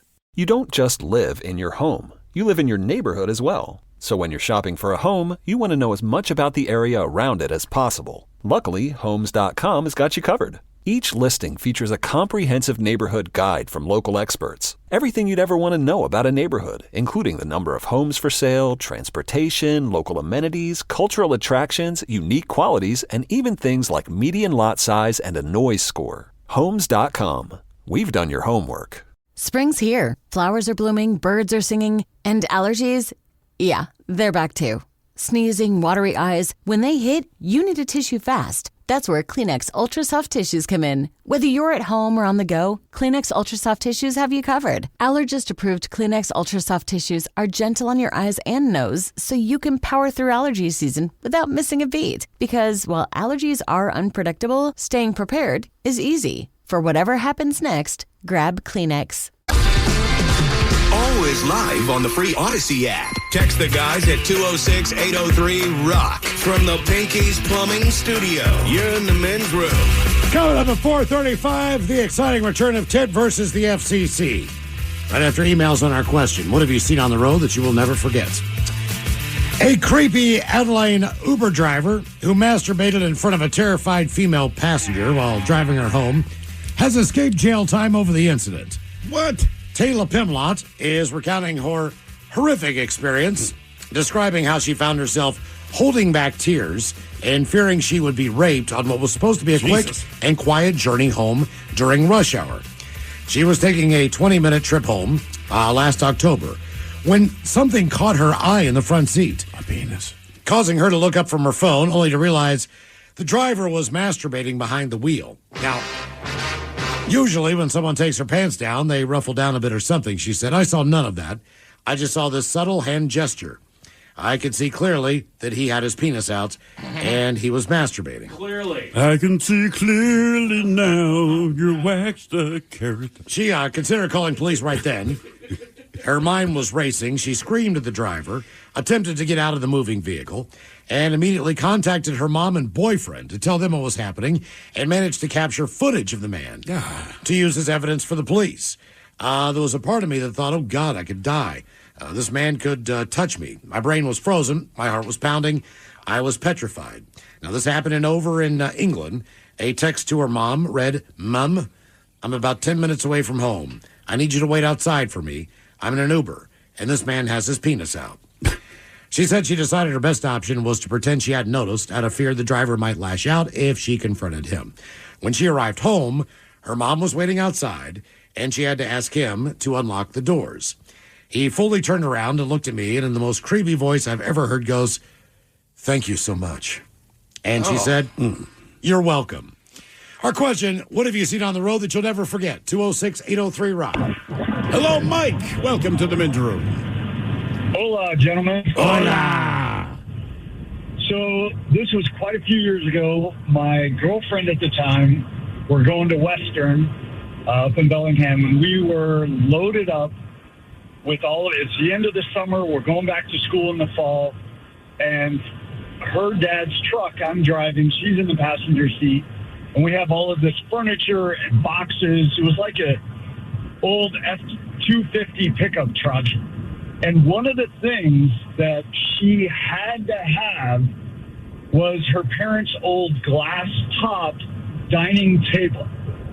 And this thing was like, the glass top was what big dining table, seated 6, I think. Like 3 feet wide by probably 5 or 6 feet long. All right. In the bed of the truck. And I'm like, this is a terrible idea. We actually kind of got in a fight over it. This piece of glass in the back of this truck, we're driving an hour and a half. I don't feel right about it. It might be dangerous. So we put it in the back like a fin, and it's on end, like a fin packed in with all these boxes, and it's strapped down. Well, we're about halfway up, and it starts rattling like crazy.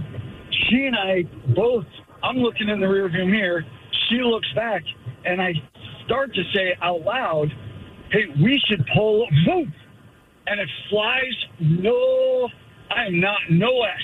It flies out of the back of the truck, and we can't see it, and I'm looking in the rearview mirror, slowing down, and it lands upright, like the long ways is upright, and just completely pulverizes.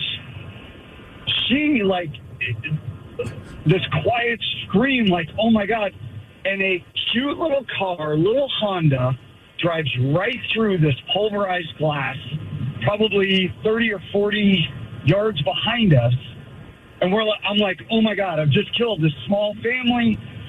This is horrible. We pull over. They pull over. They get out. Everything is fine. Wow. It just disappeared. Like, is it tempered that breaks into super small pieces? If I could have crapped myself, I would have. Or it was so crazy, and then it was just nothing. They pulled over because they saw something. Saw us pull over. They're fine. They're not. It was weird. Do you take this opportunity to say, this is what I was trying to tell you, or do you just keep your mouth shut? It's funny you bring that up, because that was a crossroads, and I made a decision in that moment to just say, I told you so, and that essentially was the end of our relationship. Well, oh, wow. We were not on that great of terms anyway. Maybe it was a gift from heaven. I was going to say, it's the I told you so you can get away with when you're married. Like, hey, you can be mad, but we're not getting divorced about this. But I just wanted to point out that I told you this was a bad idea. And it goes both ways. But yeah, while you're still dating, like, I'm just going to keep my mouth shut. I wonder what that piece of glass costs to replace. Because it's got to be sturdy enough to hold whatever's on the table. Yeah. So it can't just be a thin piece of glass. It needs to be something that's a little bit more substantial. Of course. It's not cheap, but, No. What have you seen on the road you'll never forget? 206-803-ROCK. Hello, Mike. Welcome to the men's room. Hola. Hola. So this was, I want to say 4 or 5 years ago. I was on a road trip with my then girlfriend and her cousin going from Eureka, California to somewhere in Nevada. The ultimate destination was Carson City, but I don't remember exactly where this highway was. But she was driving at the time. It was getting to be later in the evening. We decide, hey, we're going to switch drivers, so we're planning to pull over. And right as we start to pull over, she ends up running over a bunny. Oh. Sounds like Miles. Okay. Yeah. So I get out. I love bunnies. So I get out and I just go move this bunny off to the side of the road and, kind of petting it because animals are amazing. And then it died its dying breath as I was petting it. And I was just like, okay, well, this sucks. Well, why'd you pet the? You knew the thing was going to die. By the way, just real quick, man, Mike, listen, man, Miles has the same problem that you do. It's like, if you want to minimize the impact of the story, because Miles, you ran over a lawnmower, right? Yeah. Okay, so the problem is, and I've heard the story, I'm like, if you said rabbits, it's not so bad. But that's not what I killed. I killed bunnies. But when you call it a bunny, correct. It's so much. If you said, man, my girlfriend hit a rabbit, you go, man, that sucks. But when your girlfriend hits a bunny, well, now it's entirely different. Fair. That's fair, but that's not even the end of it. After I started driving, about 10 minutes into driving, everything's fine, and I see something in the middle of the road. I'm like, oh, it must be a plastic bag. People are lame and littering all the time. Thank you. So I just think it's a plastic bag, and as I'm about to hit it, it looks up and looks into my soul, and I realize it's an owl. Oh, no. And I'm just like, oh, God. And then I hit it, and I'm like, oh, my God, I'm a monster. And again, I make the mistake. I pull over, move it to the side of the road. Owls are unbelievably soft. Didn't want to find out that way. Right. But, it also died its dying breath. And then we start driving again, and we're just like, this highway sucks. it is now the highway of death, and we are never taking this highway again. Yeah. But the thing you took out of this is that owls are remarkably soft. Mm-hmm. They are so soft. It was incredible. Okay. But sad to find out during that time. When I hit that family of quails, it looked like a poof of pink cotton candy. Right. So I pull over, man, and I'm picking out a couple of unidentifiable parts out of my grill, and I'm just like, you've got to be kidding me. You've got to be kidding me, man. Like, my whole front of my car looked pink. Do you take it to the car wash, or what do you do? I was on my way to, like, Gamble Sands to play golf. I mean, there's nothing really in I got a Brewster. tea time. I don't even think they wash their car out there. It's so dirty, and, it's the desert, so there's no point in doing it because half the people who work there are driving on the dirt road to go get an apple. Right. So, I mean... I remember the first time I saw... They don't really do car washes. First time I saw a bug hit the window. Like, I knew bugs hit the window, but just riding with my father, and I don't know what the bug was, but you just hit the... And then it's all the green splattered, and I'm just like, golly, man. My dad's like, the exact same thing would happen to you if you got hit by a truck. I'm like, that's a good point, man. Yep. What have you seen on the road that you'll never forget? 206-803-ROCK. Hello, Chris. Welcome to the men's room. Positive Friday. Positive Hola. Hola. Hey, I was coming back from way out there in Boise, Idaho, and it's about 3:30 in the morning, just outside of Yakima, and a couple of cop cars come screaming up. They're driving as fast as I've ever seen a cop car. Lights on. They pull me over. They go, come on back here with us. And I'm like, what's going on? And all of a sudden you heard it's pitch black. It's dark, but you're hearing. And out of just the darkness, the largest group of elk I've ever seen, I think it was all of them from the state of Washington, like were herding. And for the next 45 minutes, I watched elk with these cops as they cruised over I-90, man. It was the most crazy, amazing. Where's Marlon Perkins? So I guess what? Crazy. The cops knew the elk were coming and they just wanted to get you off the road? Yeah.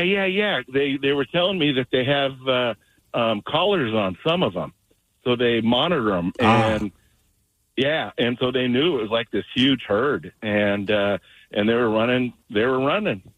No idea why. It is weird. It is weird when you have a traffic situation. We were going to, I think we had something at either the Muckleshoot Casino, Mike, or White River. I don't know what it was. It was Mike's wedding, wasn't it? Oh, it was your wedding. That's exactly what it was. There was something down there. No, I know, but I was down on a different road. So I was like on a 2-lane road for a reason. I was going to your wedding. That's exactly right. And I had to stop and let an entire herd of cattle go across the road in front of me. Now, there were people directing the cattle. Sure. They were out. But Cowboys. I mean, hundreds and hundreds and hundreds of cattle. Now, again, back to when I was in Africa, we had to wait for 35 minutes for the baboons to get off the road. There was an entire army of them, but they were walking down the road. Like so they're not crossing. They weren't crossing. That was their road. Can you honk at them, or would that get them aggressive? I don't know what the rules are. You might have to keep a certain distance, but it was affecting everybody. So no, wait. Are you in an open-top vehicle? No, I was in a van. Okay, going to an airport. Just watching baboons lead the way. But they were in front of us. Great They were just walking. They kept turning around like, yeah, whatever, try to pass us. We're just going to take our time. So we had to wait for at least 30 minutes while these guys just walked up the road, the same direction we're going. And so where did they peel off? There were people stopped who were coming the other way, and then they walked by them. Then they could go. But all the cars were just waiting, going the other direction. We're waiting for them to walk past them. What do you think would happen if you honked at a baboon? Not a baboon, but a group of them. This was like 200 baboons. Oh, yeah, don't. Yeah, don't the same thing happens with the bison in Yellowstone. Sure. Like sometimes they're just cruising up the road and traffic just has to stop. You got to let the bison do what the bison does. And again, can you honk? I'm trying to think, I feel like I can honk at a bison. I feel better than I do a baboon. I don't think either one's a great idea. I'm just like, if I had to pick, I'm honking at the bison. Get out of the road, man. What have you seen on the road you'll never forget? 206-803-ROCK. I was driving over to, where was I going? I think Crater Lake. And I forget the route I took, but I was in some small town in Oregon. And it's weird. It's like a Friday evening. There's no traffic. And there's just one little white dog just sitting in the middle of the road. And same thing. I pulled up. I stopped. I honked at him. He didn't really move. Drove around him. I was like, I don't know what happened to that dog. Was he sleeping or was he sitting up? He was just sitting up looking at me. But it was just odd. There was nobody on the streets. It's like, what is he doing? Come on, I want you to do it. Hit me. Hit me. I'm done with this life. I I can't stand You this part of candy Oregon. ass got it. I live in rural Oregon. Don't be a bitch. Hit me. But just, he didn't, I mean, it didn't look like a wild dog. Like, it was too small. Like, had to be somebody's dog. But, like, this little town had, like, rolled up the doors at, like, 6:30 p.m. I'm locked out. Running me over. I knew you didn't have the stones to do it. Come on, hit me. You giant pea. That dog thinks you're a candy ass now. Hello, Jeff. Welcome to the men's room. And he should. I stopped. Hola. Hola. How y'all doing, fellas? Great, man. Positive front. Yeah, so craziest thing I've seen, I was taking my fiance and my daughter out to Silverwood in Idaho, and we were just having, like, our first, like, family trip together. And we were, you know, everyone's in high spirits, and there's, like, 3 lanes of traffic going in both directions. And there's like a big ditch in the middle, and I couldn't tell you what road. It's just near Silverwood if you ever been out there. And it looked like an SUV was trying to swerve away from another car, and they ended up successfully swerving away, but in the process went into this ditch and barrel rolled like 6 times.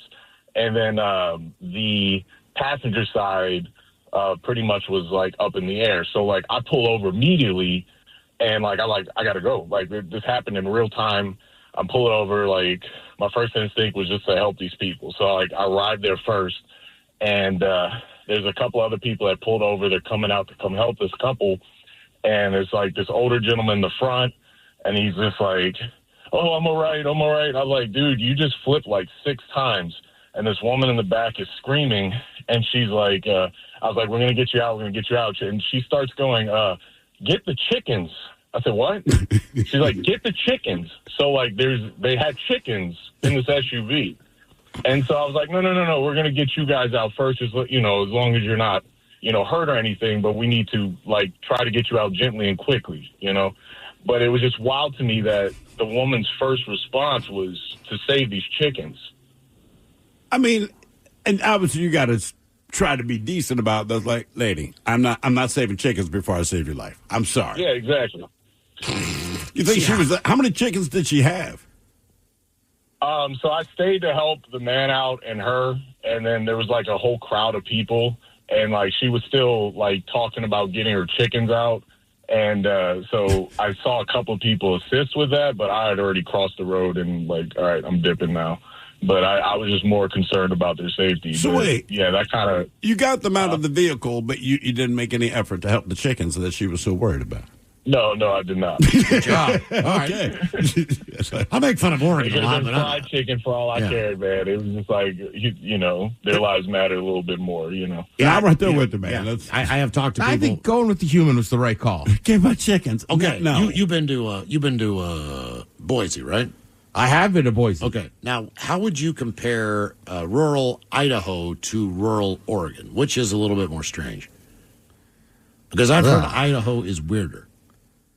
But I really have not been. I've been like across to Coeur d'Alene, and that was it. So I haven't really explored Idaho. But I mean, I guess Boise was a little bit better just because it's a semblance of like a city, right? It's really small. Okay. And I was there for like a football game, so that was kind of fun. But yeah, I don't know, man. Some of those towns in Oregon, especially out there in the eastern part, are just insane. What have you seen on the road you'll never forget? 206-803-ROCK. Hello, Brad. Welcome to the men's room. Hola. Hola.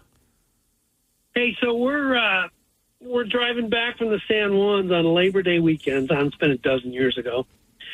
And it's pretty busy traffic. You know what it always is, just kind of chill on the road. And traffic's getting kind of slow, and then we're in the middle lane. And there's like an extra white stripe in the middle of the road. It's like, oh, all right. And about, 100 yards later, all of a sudden, all the cars in front of me split to go into the side lanes, and there's a boat in the middle of the road. A boat? No trailer.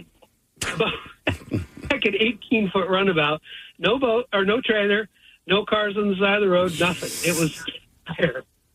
You think someone just lost their boat and had no idea?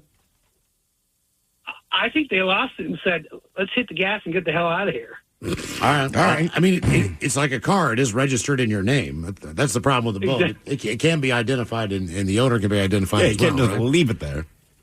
I like that, though. Whatever, man. It was weighing us down. Still to come, the exciting return of Ted versus the FCC at 4:35, and we've got your emails coming up next in the men's room at KISW.com. Nerds! Today's episode is sponsored by Smart Travel, a new podcast from NerdWallet.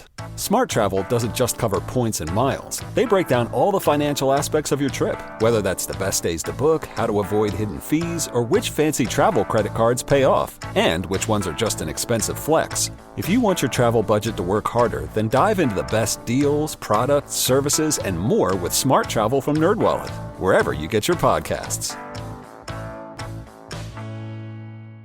Now at Verizon, we have some big news for your peace of mind. For all our customers, existing and new, we're locking in low prices for 3 years guaranteed on My Plan and My Home. That's future you peace of mind. And everyone can save on a brand new phone on My Plan when you trade in any phone from one of our top brands. That's new phone peace of mind. Because at Verizon, whether you're already a customer or you're just joining us, we got you. Visit Verizon today. Price guarantee applies to then current base monthly rate. Additional terms and conditions apply for all offers.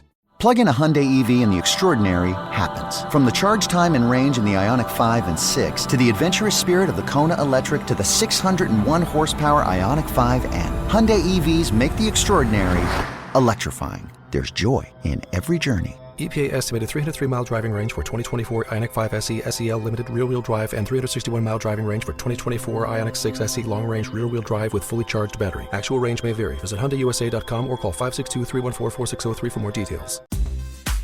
At Cardinal Heating & Air, we elevate your comfort with expert HVAC solutions in the greater Seattle area. Our decades of experience have fostered lasting relationships built on quality service. Whether you need AC repair, heating repair, routine maintenance, a new installation, or an emergency fix, you can trust Cardinal Heating & Air, now offering electrical services.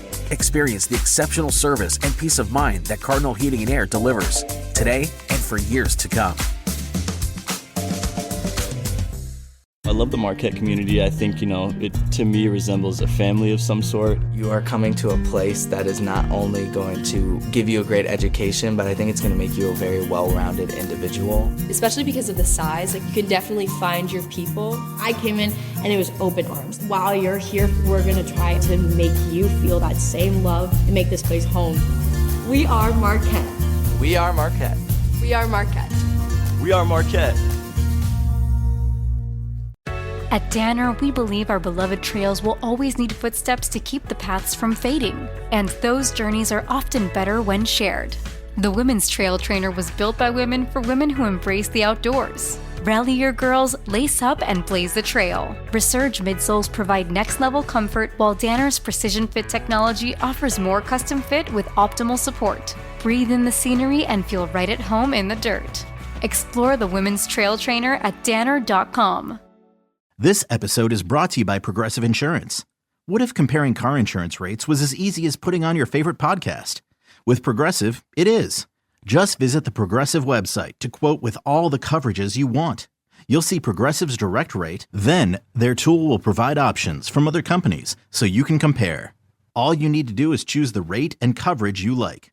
Quote today at Progressive.com to join the over 28 million drivers who trust Progressive. Progressive Casualty Insurance Company and Affiliates. Comparison rates not available in all states or situations. Prices vary based on how you buy. Oh, this Bosch miter saw really is smooth. Feeling smooth. Who said that? It's your inner Bosch, baby. I'm that scoobity-bebop smooth feeling you get when you make smooth cuts with that moobity-mibbity-mibbity-mubbity miter saw. So I'll just keep ski-bop sawing then? Now you're getting it. Beep bop beat up wow, miter saw is my favorite. The more you Bosch, the more you feel like a Bosch. Hey, what's the easiest way to find out what channel the game's on? Sports on What? Subscribe to the Sports on What app and quickly find the channel for every provider. Satellite, cable, or streaming. Sports on What knows the channel a game is on, and you can too. Download today. We return to the men's room with Miles and Thrill. Coming up, we'll drink a toast to the weekend with a shot of the day. That is Bad Choice Friday. You know it's Bad Choice Friday. It's Bad Choice Friday. You know it's Bad Choice Friday. Hey, man, this is your fault. Sham on. We call it a Men's Room Dealer's Choice, Bad Choice Friday. Each member of the program has picked a tune. You pick which member of the men's room you believe has picked the best selection for your musical pleasure. Ted, right now, how does the voting stand on Bad Choice Friday? Thrill's winning. He is. Why say it like that, man? Again. Yeah. Not like Thrill's winning. He's in second place. Mike's behind Who's me. in second place? I'm in second place. Okay. Then Mike. Then Miles. How bad am I off? Do I have a chance? No, you're out. I'm out. Seriously. Completely. I only have a chance, but honestly, Thrill's pulling away. It's like the end of the horse race. Yeah. Vote for me now. If you follow us on X and Men's Room Live. Telling you, man, I got a banger today.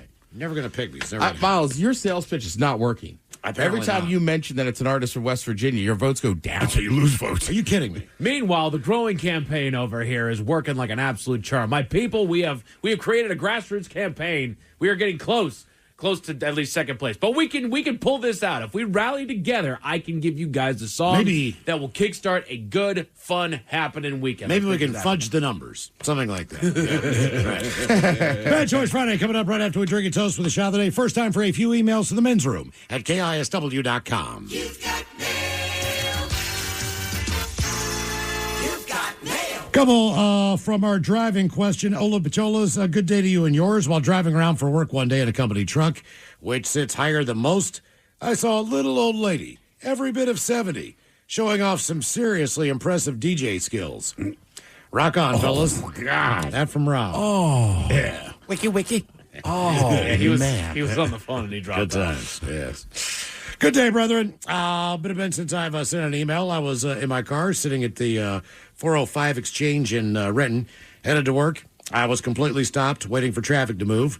A driver just getting off 405 comes hauling ass around the curve, clips the front of my car, sideswipes another, and passes a semi-tractor trailer on the left, driving in the grass and knocking down the fiberglass reflective posts that are there. I pull ahead, get off the road, call the state trooper, and show him the video from my dash cam.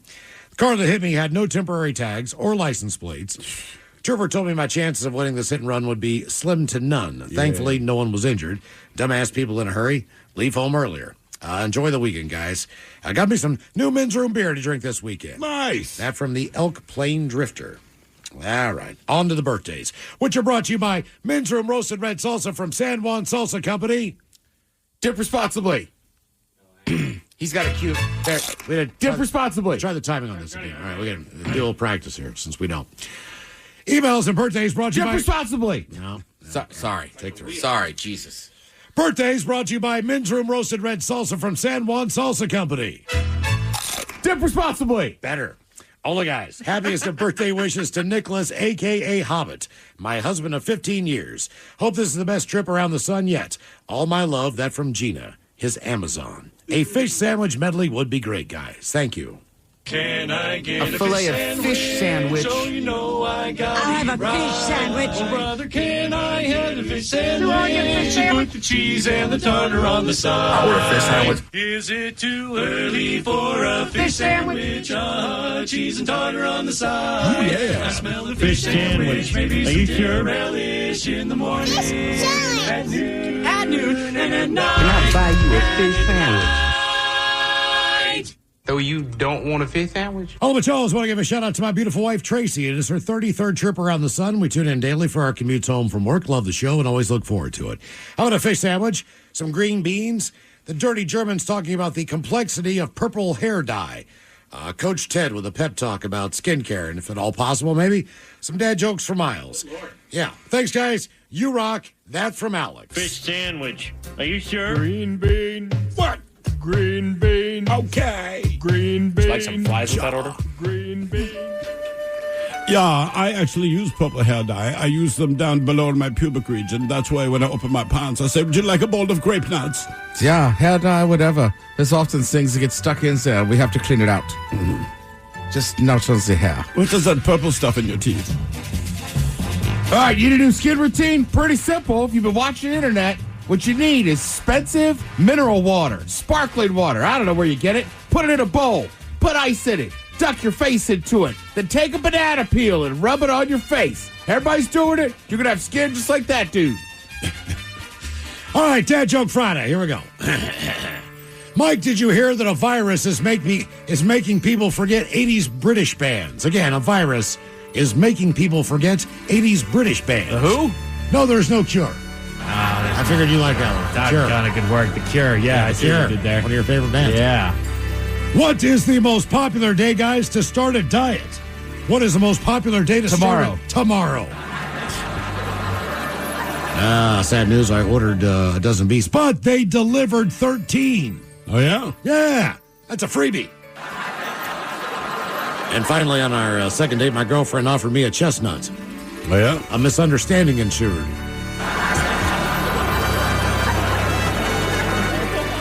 Guys, can you give a shout out to Drew for his birthday? It's April 4th. Hey, that's today. Thanks. That's from Audrey. Can we give a shout out to Drew for his birthday? Shout out to Drew for his birthday. There you go. Nice job. Happy birthday, Drew. It's your birthday. I told us 37 years ago, my wife, Stevie Peed, was born in Puyallup. Yep, that's the name I gave her. So I know she must love me. It does have a nice ring. Could you please get Coke Ted to give her some birthday love? The captain telling her about his 37th birthday story, and Miles with some dad jokes. Thanks, guys. That from Greg from Savannah, Georgia. All right, Coke Ted do a lot of things. Problem is, depending on what time we run into him, depends on whether or not we can have birthday love. At this rate, the way I've been going today, probably not. But don't worry, I'll be up all night sweating and talking.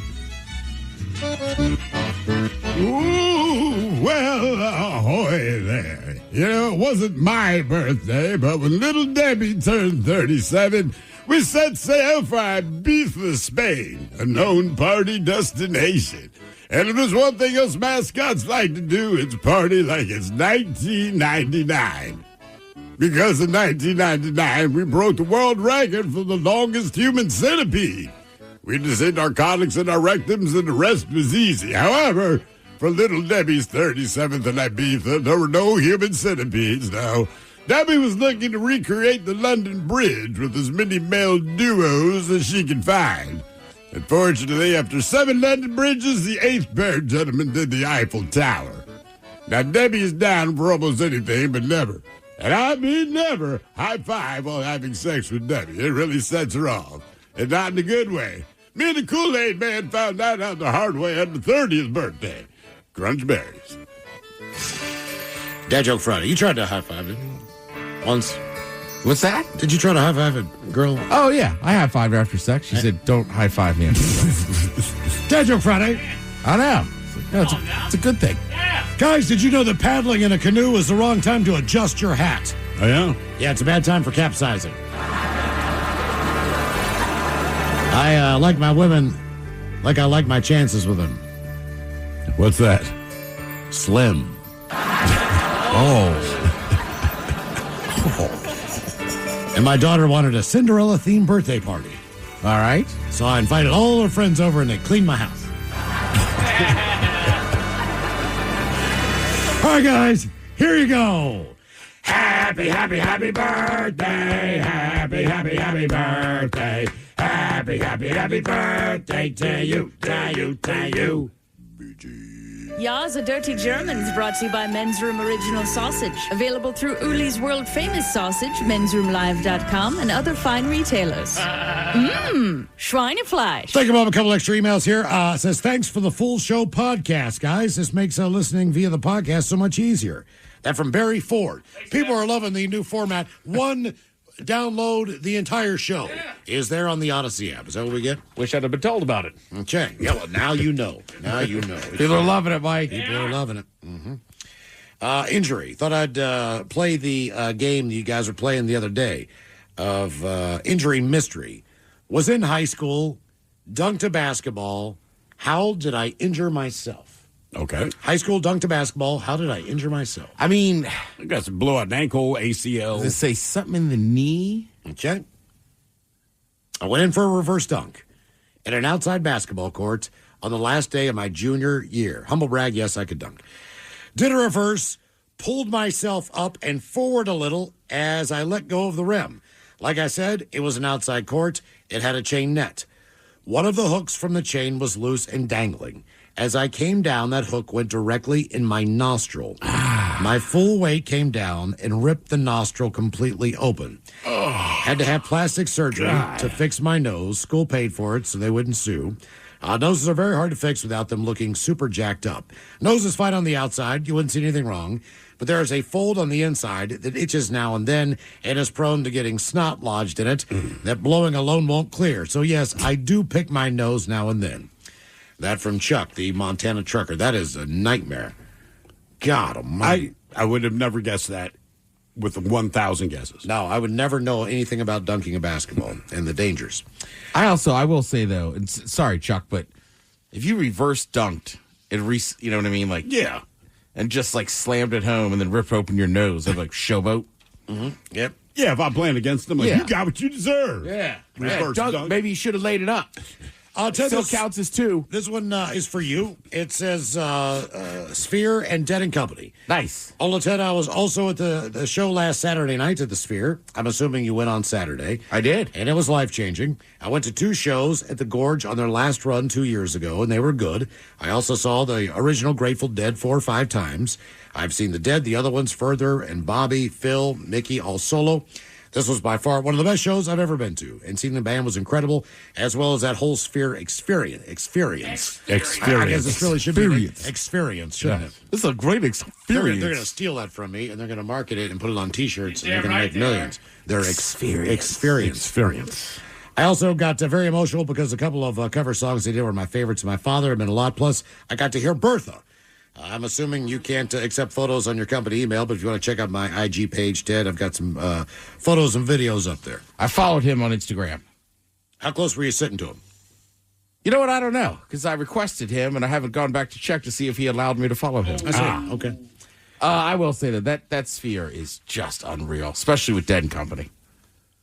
People have emailed in and said, "Hey, don't bust the Eagles show." I went to see that too, and the graphics. Yeah, and I'm sure it was great, man. I mean, if you're going to play that venue, you better come to the table with something, right? I mean, they've had EDM artists in there. They had I want to say they had a UFC in there last fall. I mean, it's mind blowing. I really want to go for something, man. Yeah. Well, they have like mini ones too now that are like sports bars.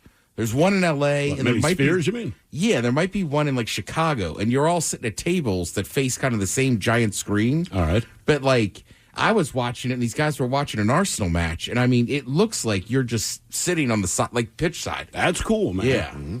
And on pranks from our April 1st show. Bachola's in 4th grade. I woke up on April 1st, went to the bathroom. My stepdad put plastic wrap over the toilet seat. I laughed, no big deal. I'm not the one that has to clean it up. Then I get dressed to walk into the kitchen, and breakfast is ready. I take a giant swig of milk, and it is absolutely saturated with salt.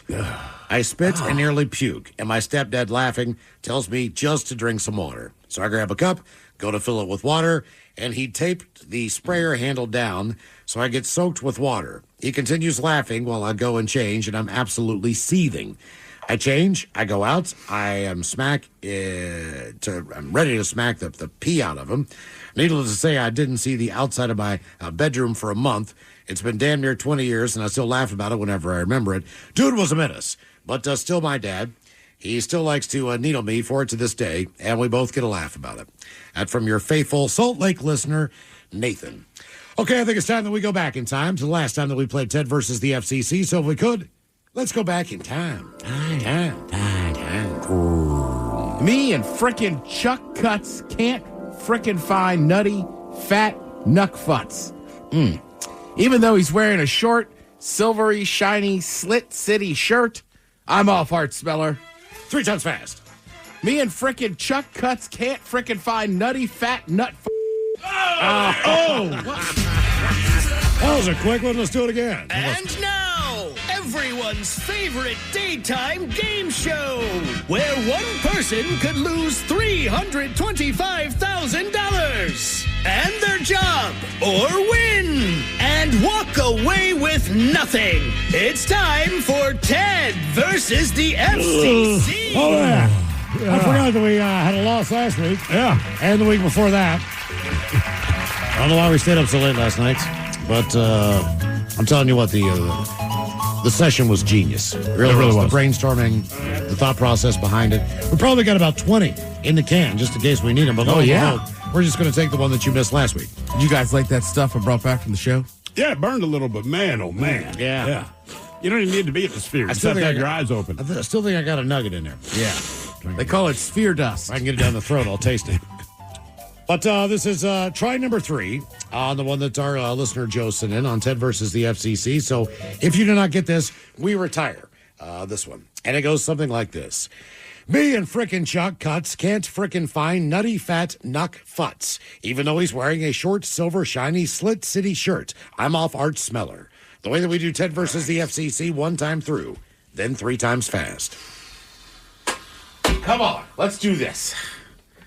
Me and frickin' Chuck Cuts can't frickin' find nutty fat Nuck Futz, even though he's wearing a short, silvery, shiny Slit City shirt. I'm off Art Smeller. 3 times fast. Me and frickin' Chuck Cuts can't frickin' find nutty fat Nuck Futz, even though he's wearing a short, silvery, shiny Slit City shirt. I'm off Art Smeller. 1. Me and frickin' Chuck Cuts can't frickin' find nutty fat Nuck Futz, even though he's wearing a short, silvery, shiny Slit City shirt. I'm off Art Smeller. 2. Me and frickin' Chuck Cuts can't frickin' find nutty fat Nuck Futz, even though he's wearing a short, silvery, shiny Slit City shirt. I'm off Art Smeller. Let's go. Woo! Yeah, Henrietta. I'll take that to Muggle Shoot. Yeah, let's have fun with that. There's another win. It's Ted versus the FCC. You are listening to the Men's Room. Ready to explore Europe the striped way? Then fly with Condor Airlines. With nonstop flights to Frankfurt, Germany, there are great connection options to several cities. Whether it's the romantic streets of Paris or the stunning beaches of Barcelona, Condor will start your vacation by offering comfortable and spacious cabins.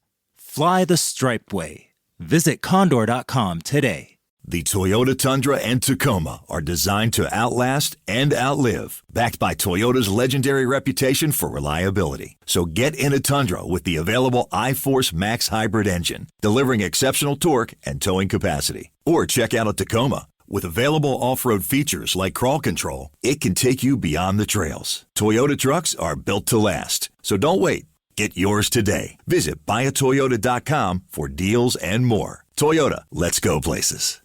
What's up? It's your boy, the Ted Smith. You know what's sneaky? A bunch of big corporations buying up local companies you know and love, gutting them, and keeping the name. But you know who's not a sellout? Pinky's Plumbing. That's right. Pinky's Plumbing's values start with their work ethic, honesty, how they treat their employees, and how they care for their customers. Bigger isn't always better, and that's a fact. You should know you're working with a locally owned company that truly values where they live and work. Pinky's Plumbing. Pinky'sPlumbing.com.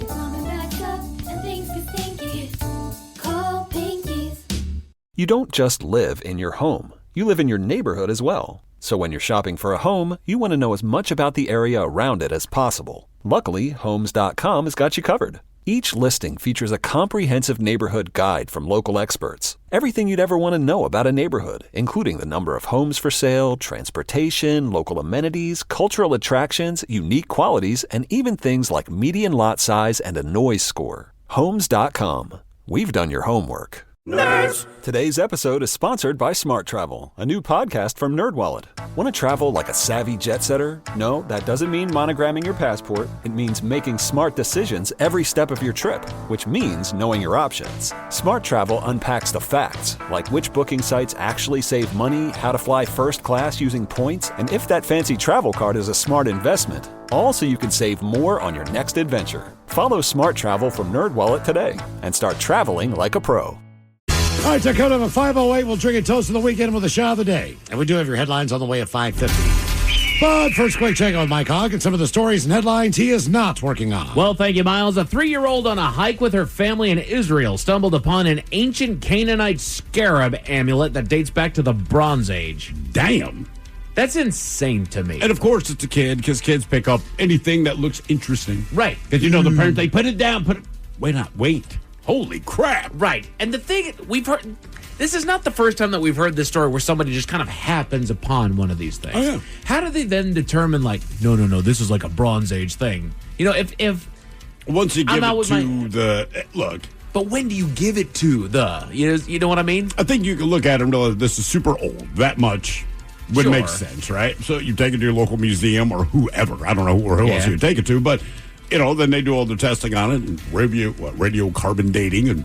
Right. They say it's this old, Bronze Age, there you go. So I think it's more, you probably not thinking this is Bronze Age. And especially for that area, things can get really, really old over there. That's, based on where they were. But there was a kid who found, it was like $800,000 of ambergris, right? Whale vomit they used for perfume. He found it on the beach. And it's not a pretty thing. I mean, it's whale vomit. But again, I'm like, the reason the kid, we probably walked by it a million times.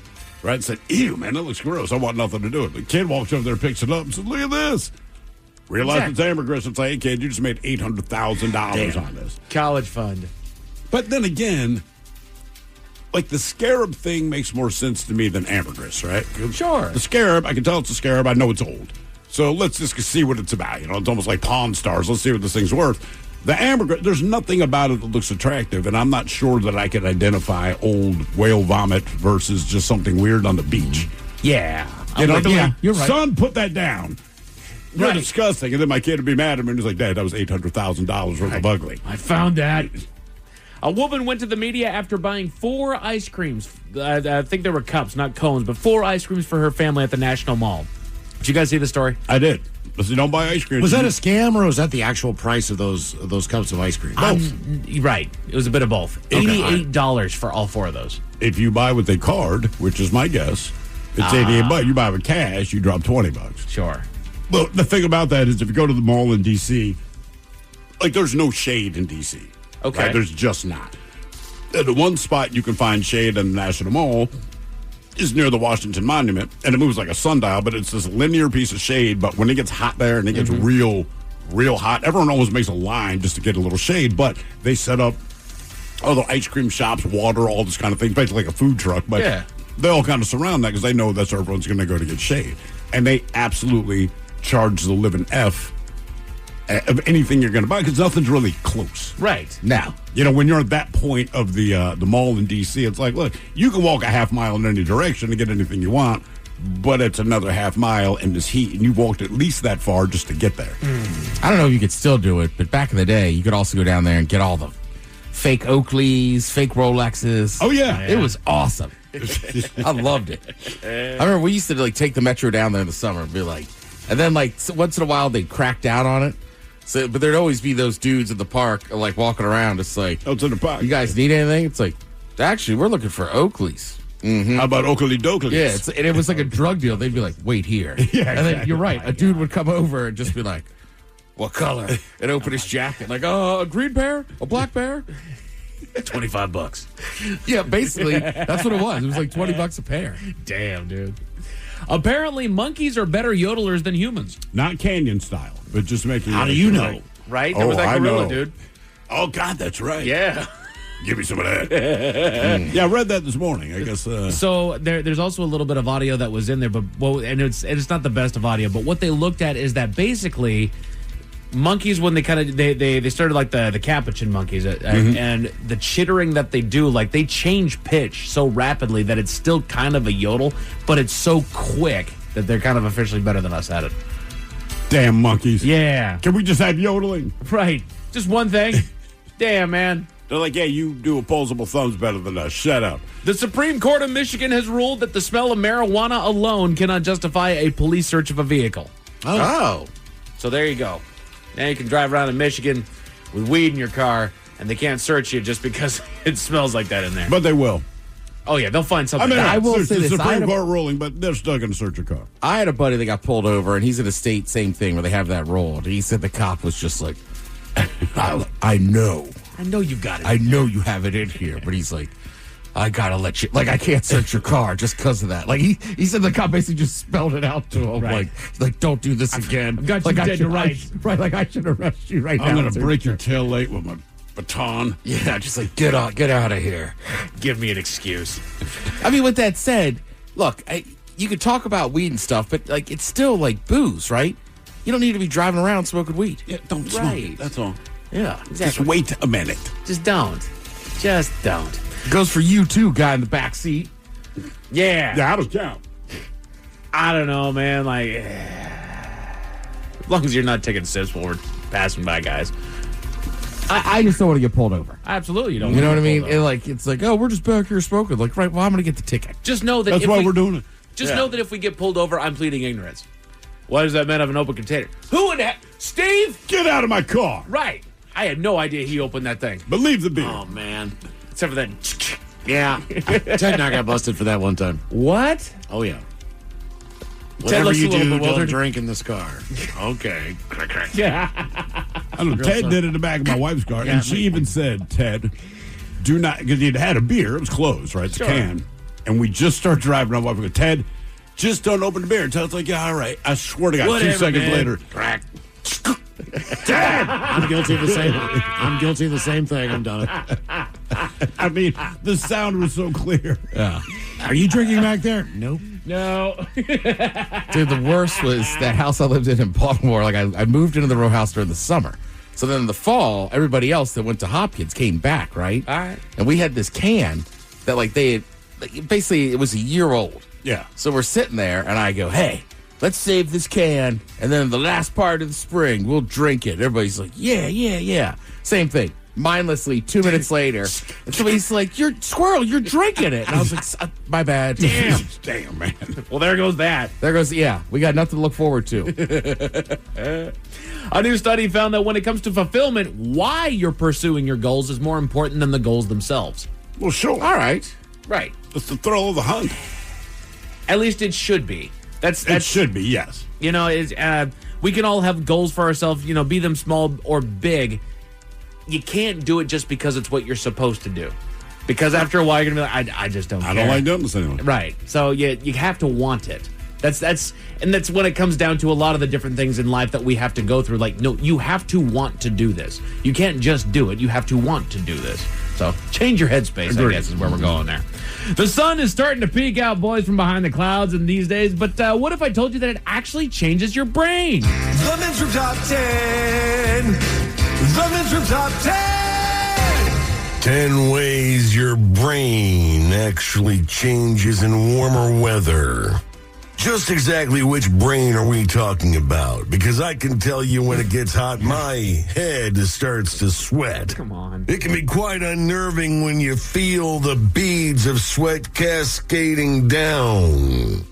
The other unfortunate byproduct is when the twins start to stick to the inner thigh.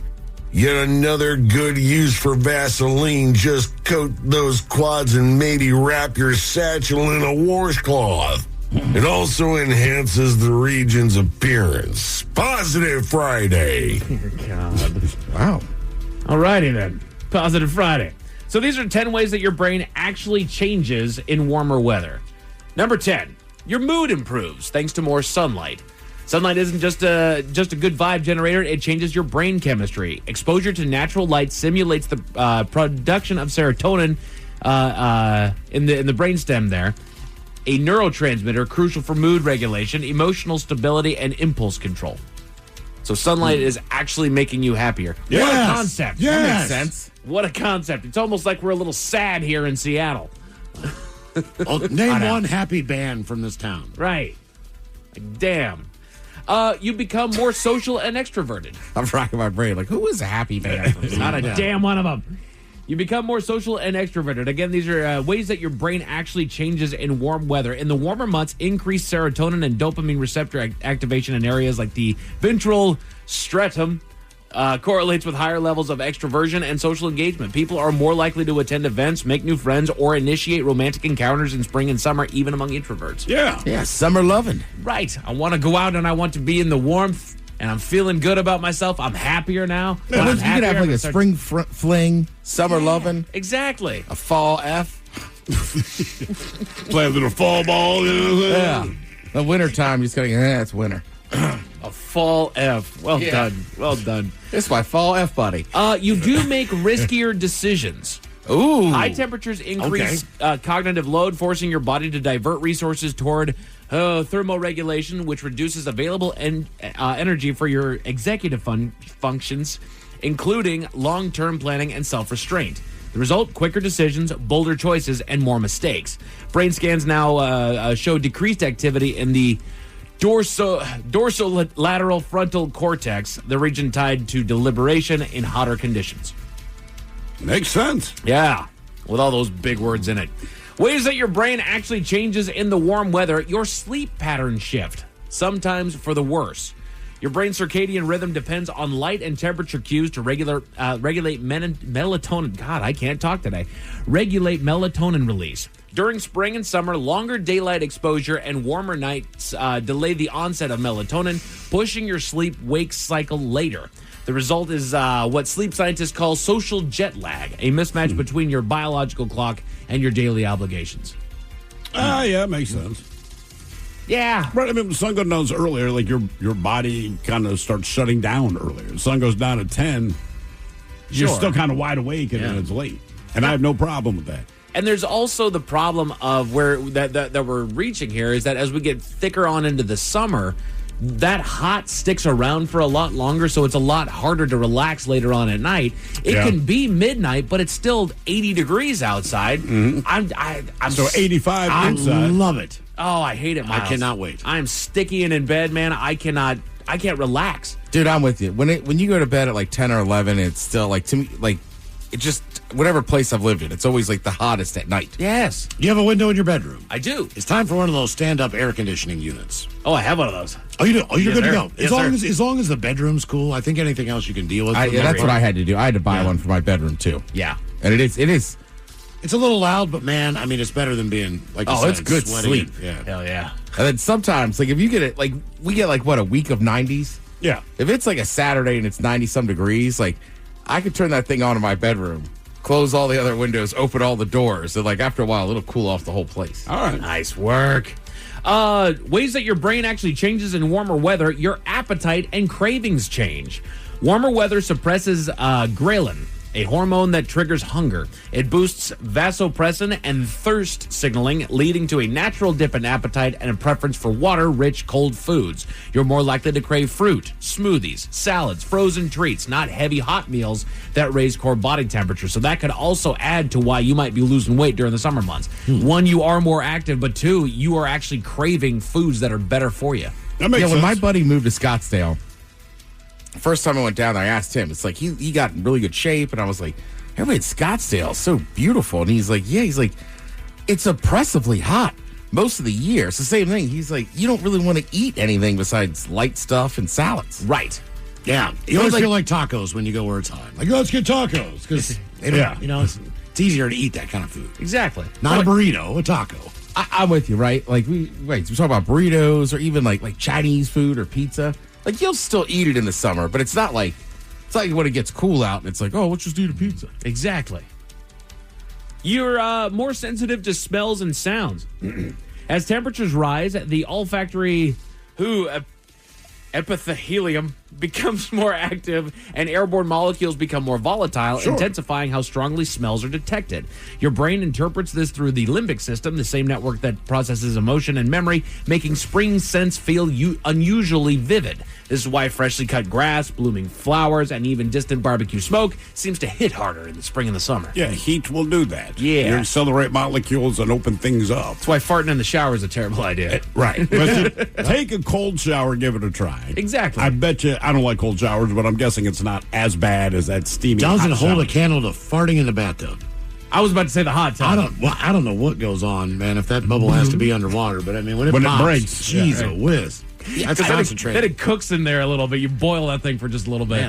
Sous vide it. Sous vide, thank you. Yes. What do you I was say, going to say, the good and bad about the smelling stuff, though, is like those first few weeks, too, like, especially when I live in Capitol Hill, like, you smell people.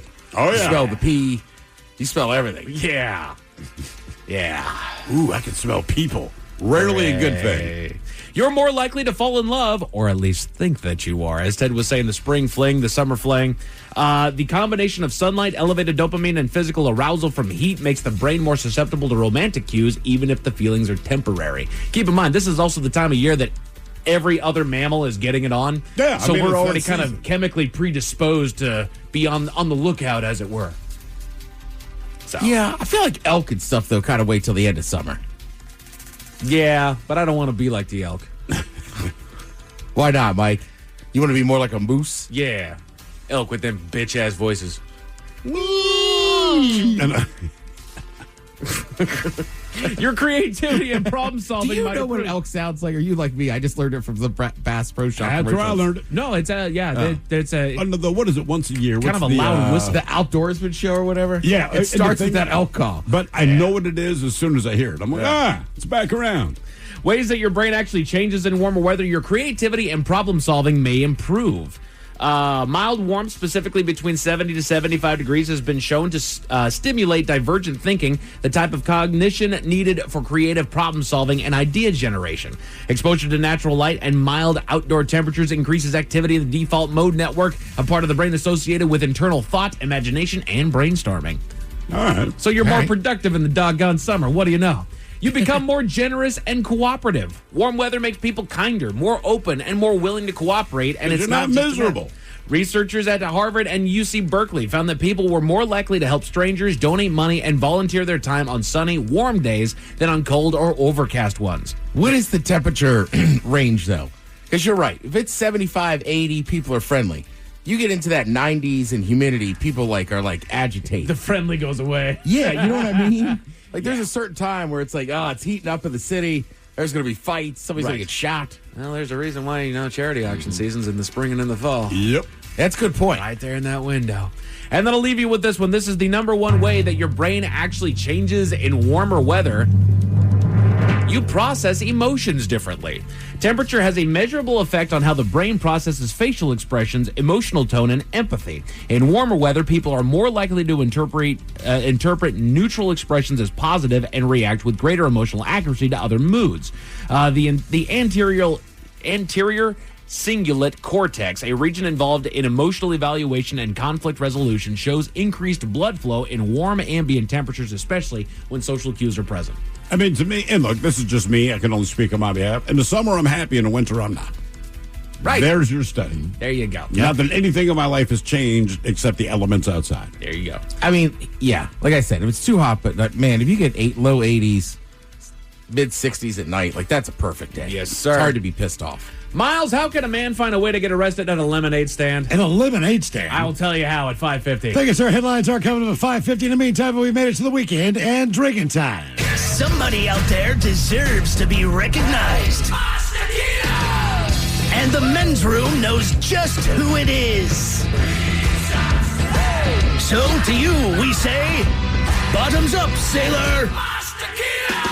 You're the toast of our shot of the day. Drink time it is, and as usual, we head to the drink desk. And Stephen Throwhill to find out who we're toasting. Yes, indeed. And today we toast the K9 unit from an unidentified beach town. All right. All we have is the video, but essentially it's spring break. And on the video, we see a cop tries to break up a group of spring break revelers in the unidentified beach town. Now, they're not necessarily doing the thing, but they're congregated around and are acting like spring breakers. Well, the K9 unit officer, he's first seen with the dog by his side, yelling at the young adults as he uses the German Shepherd to disperse the revelers. Because let's face it, dogs work. Now, at one point, he appears to be arresting a young woman in a bikini, but a young man tries to peacefully intervene, puts his hands up above his head, and begins talking to the cop. For reasons we don't know, the cop picks this guy up and body slams this kid to the ground. Well, obviously, the crowd got angry. They're screaming at the officer, saying, hey, man, the guy didn't do anything. And that's when the K9 unit sprang into action and shut that crowd up because it attacked the cop. It started biting his ass, and the cops yelling at the dog, but the dog kept attacking him because he made the move. Anyway, it took two other officers to pry the German Shepherd off of this guy before the dog finally relented. The final scene of the video, the K9 unit officer is last seen backing away now from the highly charged scene with the dog back by his side. Nice move, dog. Come on, man. Hey, picks this guy wasn't doing anything. Cop picks him up, body slams him. Dog snaps and attacks the cop. And even the guy he body slammed tries to help get the dog off. Yo, man, this is bad. Yeah. That seems insane that dog, he basically just turned on him. He was like, you know what, man? You just did that? That's not cool. Yeah. I'm going after you. That's saying that dog obeys the law. So we pour this booze and we drink this booze because we think it's yummy. Yummy. So over the tongue and down the throat to party in our tummies. Down the hola bichola. Your winner on a Bad Choice Friday coming up next. Spring's here. Flowers are blooming, birds are singing, and allergies, Yeah, they're back too.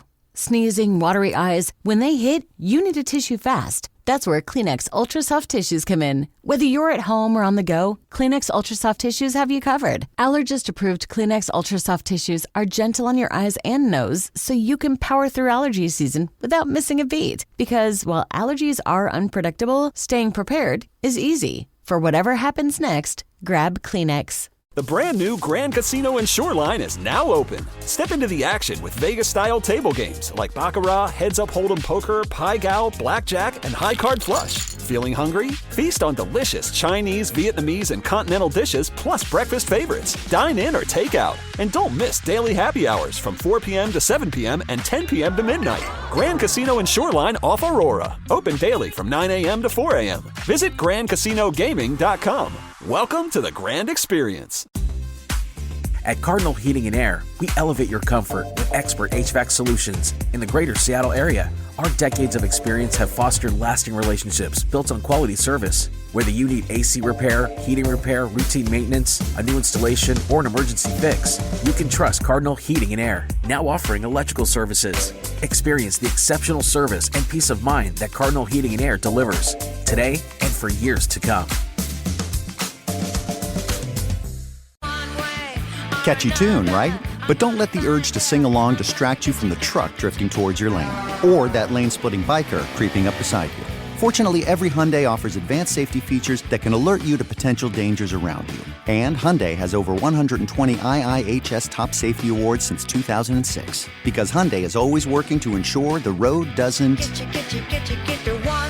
Hyundai vehicles have won over 120 IIHS Top Safety Awards from 2006 to 2024.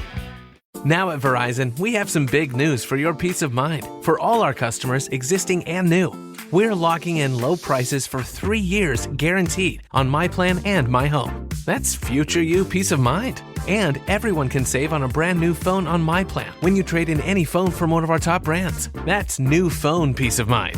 Because at Verizon, whether you're already a customer or you're just joining us, we got you. Visit Verizon today. Price guarantee applies to then current base monthly rate. Additional terms and conditions apply for all offers. At Danner, we believe our beloved trails will always need footsteps to keep the paths from fading. And those journeys are often better when shared.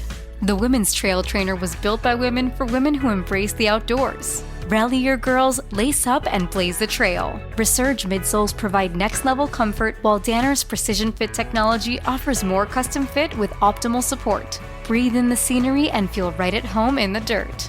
Explore the Women's Trail Trainer at danner.com.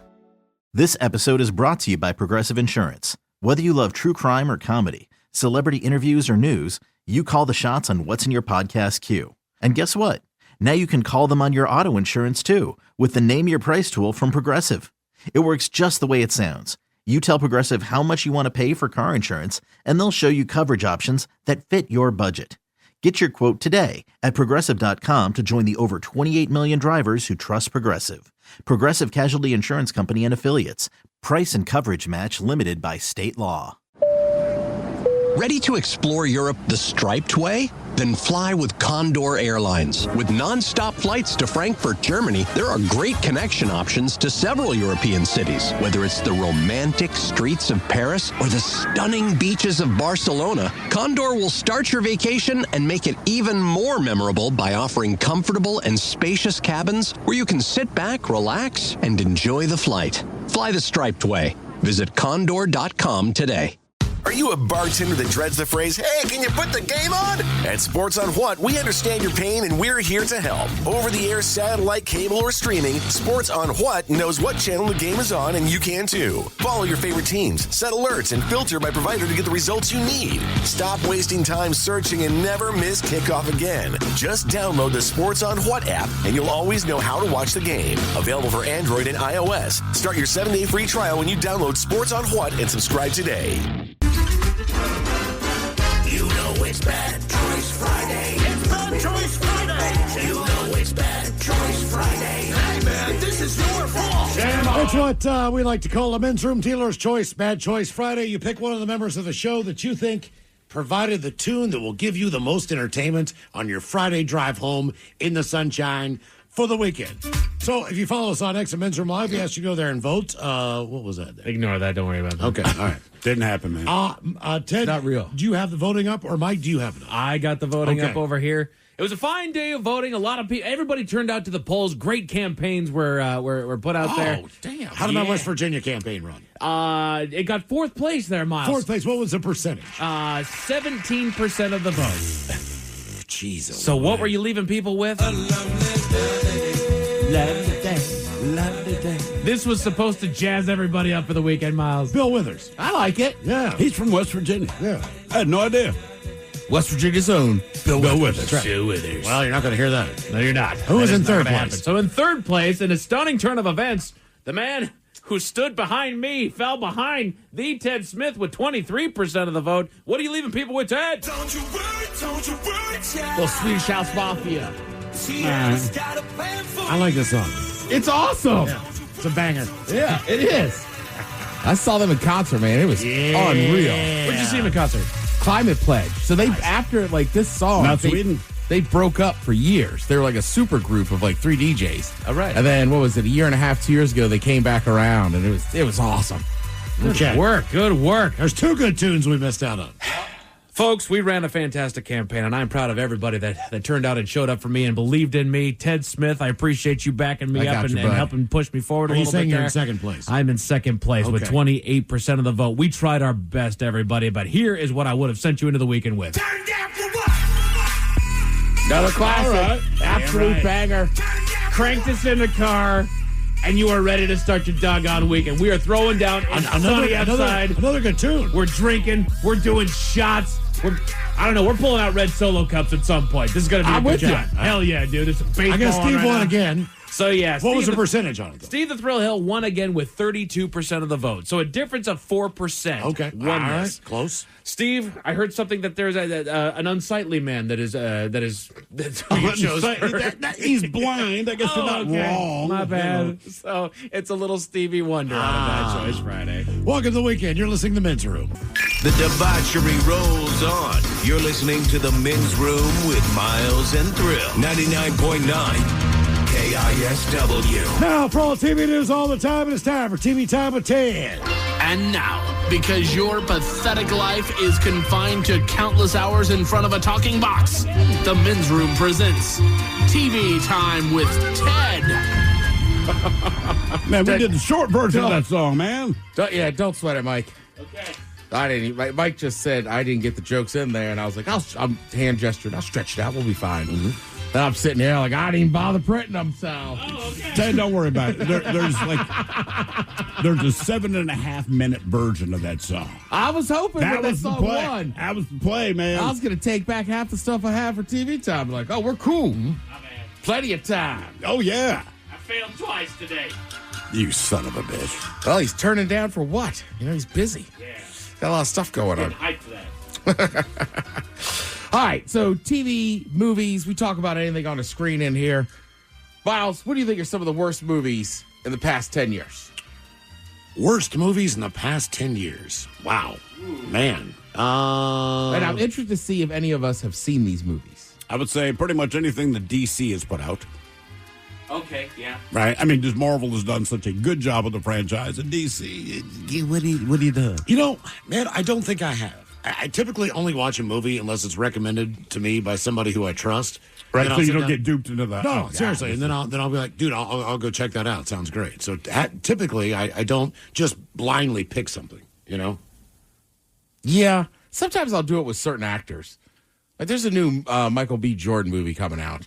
Sinners? Yeah, something, yeah. I think that's it, yeah. I was just like, that looks action-packed. He's in it. I'll probably watch it. Oh, it's like violence and weird stuff. I'm like, cool. Yeah, and check Michael, my boxes. I'm done. and Michael B. Jordan. And Michael B. Jordan. He do be Jordan, don't he? You ever see that clip of the girl interviewing him? And she's like, oh, like you've made it so far and this and that. And he's just like, you don't think I remember you. She's like, what? And he's like, yeah, we were in grade school together. You made fun of me a lot. Oh, damn. Uh-oh. Thanks. It's like automatic. She's like, oh, blah, blah, blah. It's like, yeah, like you did well in life, but he's Michael B. Jordan. That's a power move right there. I'm rich now, so I don't care, but you know. Is he the most famous person for The Wire, or do you think Idris Elba is? I think most famous, you got to go Idris Elba. Yeah, Michael I agree. just he's been around longer. He just does because he hits different kinds of roles in different formats, so I think more people are aware of him. But Michael B. Jordan, I don't think he's sweating. Now, Idris, have a good time, bro. Yeah, he seems cool about stuff. All right, so from ScreenCrush.com, these are the top 10 worst movies of the past 10 years. Just chime in if you've actually seen them. The Happy Time Murders from 2018. I didn't. Disappointing. I heard that it was terrible. That's the one Melissa with McCarthy and a bunch of puppets. Yeah. Okay. Oh. Like Muppet puppets? Yeah, like Muppet puppets. But they live in Happy Town. Some murder went down. I'd wanted to see it because it looks so inane and stupid. But all the reviews were like, dude, it's not even stupid enough to be good. How do you screw up puppets? I'm with you, because even talking about it, like, the theory sounds good. That's what I mean. Yeah. And Melissa McCarthy typically makes me laugh out loud when she's on screen. Right? That's a home run all day. All right, from 2017, The Book of Henry. I don't even know if I've heard of that. No. Not heard of that one. Well, it was awful. It's terrible. Yeah. Sounds that way. No wonder you haven't heard of it. It sucked. I can give you a hint on this one. Classic movie from the 90s. They made an updated version. It involves sports. People were very excited. It involves sports. Which sport are we talking about? Basketball. Oh, Space Jam. Space Jam, A New Legacy. I don't know who was excited about that doggone movie because there was when it started coming out. Even though yes, I get it, it is LeBron, and there's that argument between who's greater between the two of them. There was nobody asking for a Space Jam remake. You can't really remake the I movie. wouldn't say that. I think there is. My generation, Mike, the people love Space Jam. They did, but that's what I mean. did. I think a lot of times when you love the movie, you don't need to remake it when it still kind of stands. Like you wouldn't make a Caddyshack remake. You shouldn't. You shouldn't. I just don't think They did. Look, And there's it no doubt LeBron is one of the greatest players ever. From a charismatic standpoint, he doesn't really always seem very happy that he is one of the greatest players of all time. So, like, I can see where that I'm awesome. that doesn't transfer over into a comedy. No.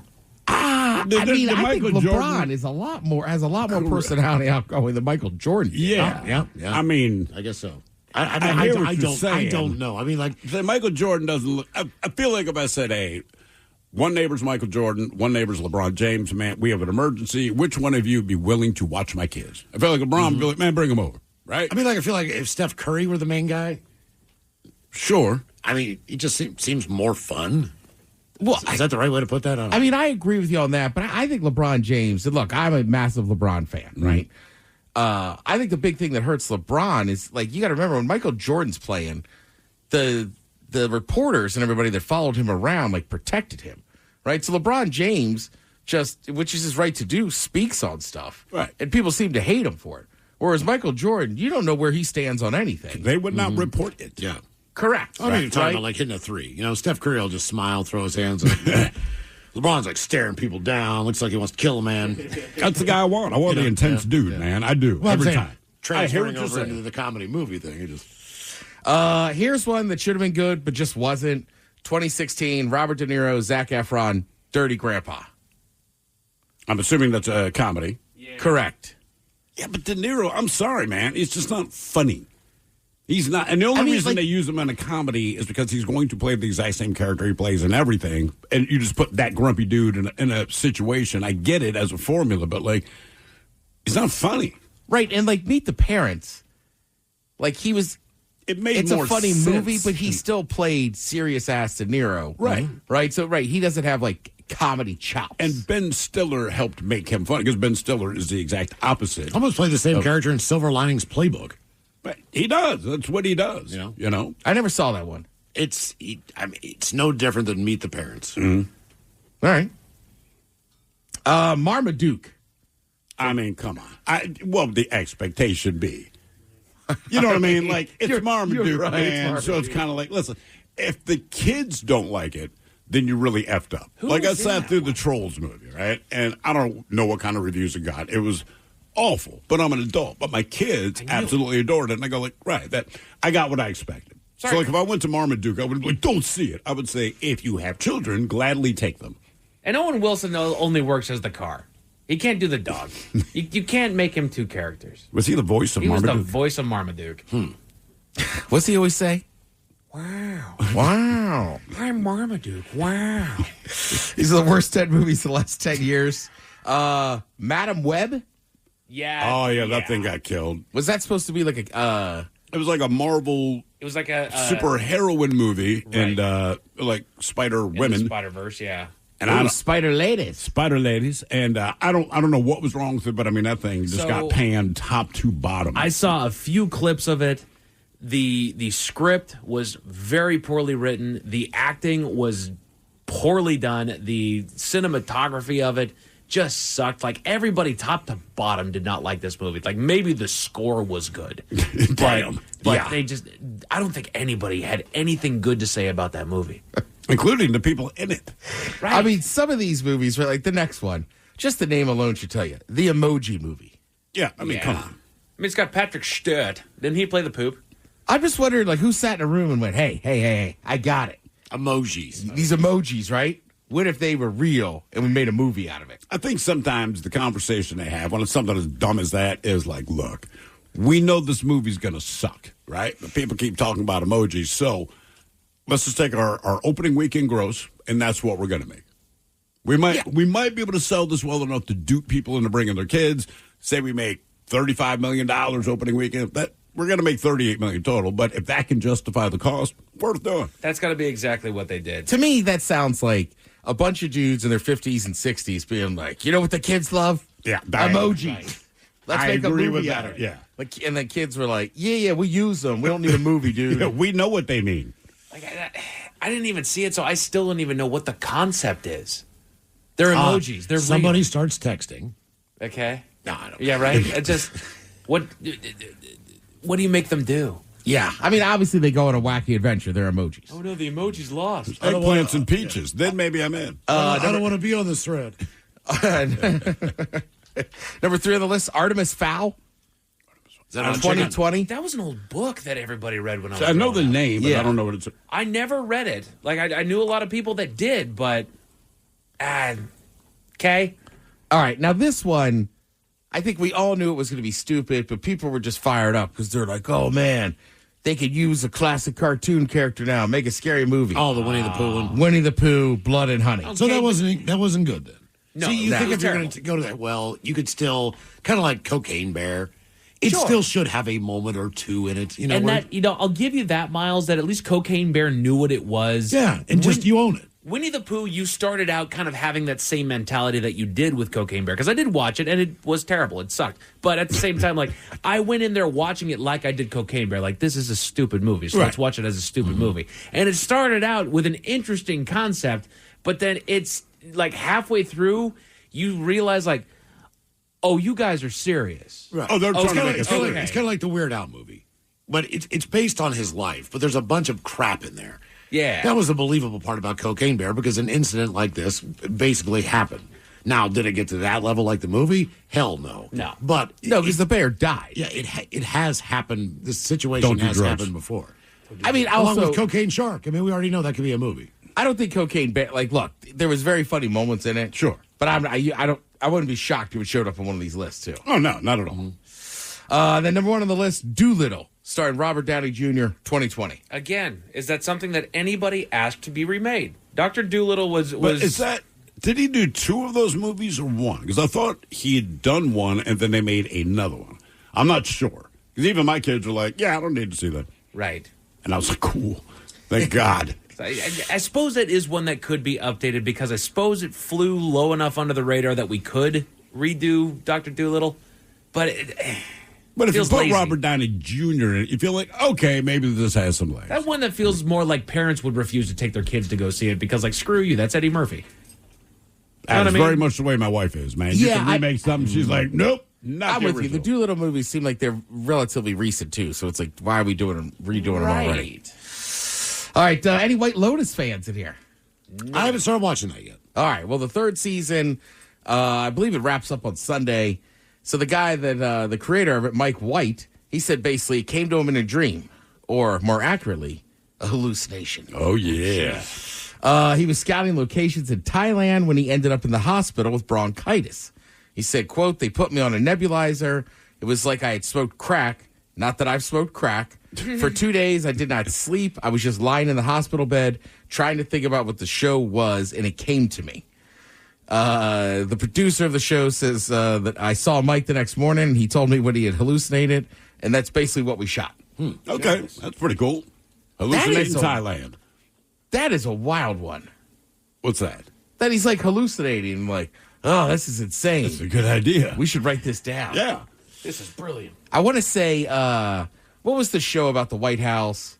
Where I think Martin Sheen was the president. West Wing. West Wing. And that guy, I read an article with him. That's Sorkin, I think. That's Sorkin. It's not I think it was West Wing.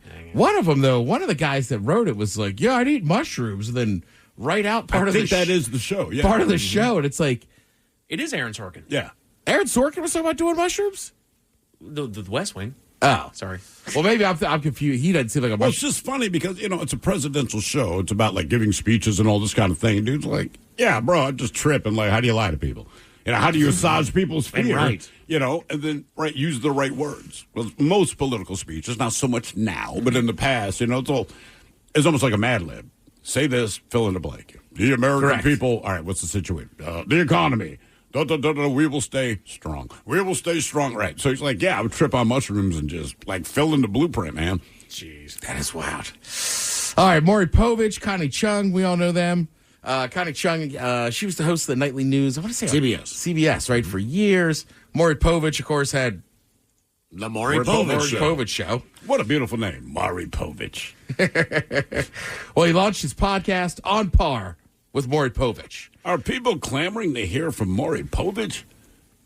I mean, just when you say I'm launching, it'd be one thing if he's been doing it for 10 years, but wait, Maury Povich is launching. Depends on what he does. Like if he goes back and tells stories that you never heard before about that show, and things like that, or brings in a more up-to-date modern element to it. Yeah. As far as his guests he brings in, instead of bringing in a celebrity, seriously, bring in someone that we know from the news that went through some effed up stuff. Yeah. And then... Yeah, so he had Connie Chung on there, who's his wife, and basically they just kind of talked about having sex on Sundays. Okay. She asked him when he feels sexiest. He replied, I feel sexiest on Sundays. She kind of jokingly went, never on Sunday. And then he replied, not in our house. Right, so basically they were just like, I guess they have sex on Sundays because they feel sexy. Sunday sex day. They've been married since 1984. He's 86. Damn. She's 78. Everybody have fun tonight. Gonna get Connie Chung tonight. Gonna bang Chung tonight. Yeah. Oh, God. I just think that's awesome. You think good for them. 86, 78. And she's been married since 84, dude. You're retired. Hey. What else are you going to do? Yeah, I mean, I guess at this point, they can have sex any day of the week. I'm hoping that's retirement. Just Sunday. Yeah, what are you looking forward to in retirement? Sex. I mean, that's not a bad thing. No, obviously, people would like to have more sex, but if somebody just said, hey, you're going to be married for this long, and you guys have sex every Sunday, I'd be like, all right. Not during football season. Sorry. Oh, man, I don't know, man. Sometimes you get that little halftime romp. How about, Wednesday night? Not going to interfere with whatever night you want. You know what I mean? Like, you pick the night. I'm good. That will be our regular time. But there will be times in between. That's the way I would That's what you think. That's the way I would look at it. She's like, I'm glad you're looking at that. One floating day, you know? You got a good sports weekend if you're a sports fan coming up. Obviously, we know baseball's in full swing. You got the other sports. Oh, nice. The main thing, though, is tomorrow, Saturday, you will have 2 games for the Final Four. Your first game tips off at 3:09. That is Florida versus Auburn. The next game after that, scheduled for 5:49, depending on how long the first game goes. That is Houston and Duke. This is only the second time, I think, ever that it's been all chalk, all number ones in the Final Four. Damn. Think about this. Do you guys have picks on this? Do you guys know enough to know who you think is going to take it? I'm going to guess Houston, but I don't know. I mean, Duke and Florida have been pretty much the consensus best 2 teams all year. The thing is, Houston, what they did last week to Tennessee, and Calvin Sampson is just a good coach. So he's had a week to scheme for Duke. So I'm interested to see if they could slow down that Duke offense and figure out a way. So, I mean, he's such a good coach, and I'm telling you, they slowed the hell out of that game with Tennessee. They did. So, wasn't sexy, but it works. Right. As a Maryland person, it's always hate Duke. So my pick would be Houston. All right. But that's more. And then Florida, Auburn, I don't really have a huge dog in either of this fight, but I kind of always just disliked Florida. It's a battle of the same colors. Yeah, in the same conference. So, Auburn, Bruce Pearl, a lot of people like him. Maybe they'll get in there and finally get to a championship game. Saturday Night Live, Jack Black is hosting. Nice. And then Elton John and Brandy Carlisle are the musical guest. And then the third season finale, Sunday night, 9 p.m. HBO of The White Lotus. Thank you, Ted. We appreciate it. You're listening to The Men's Room. Man, that was easy. Bulldog Rotary Hammer! Hello? It is I, He-Man, your inner Bosch. Inner... Bosch! I'm sorry, what? That powerful feeling you get when you can powerfully blast through concrete. Say it with me. What, like right now? Yes! We have the power! The more you Bosch, the more you feel like a... What's up? It's your boy, the Ted Smith. You know what's sneaky? A bunch of big corporations buying up local companies you know and love, gutting them, and keeping the name. But you know who's not a sellout? Pinky's Plumbing. That's right. Pinky's Plumbing's values start with their work ethic, honesty, how they treat their employees, and how they care for their customers. Bigger isn't always better, and that's a fact. You should know you're working with a locally owned company that truly values where they live and work. Pinky's Plumbing. Pinky'sPlumbing.com.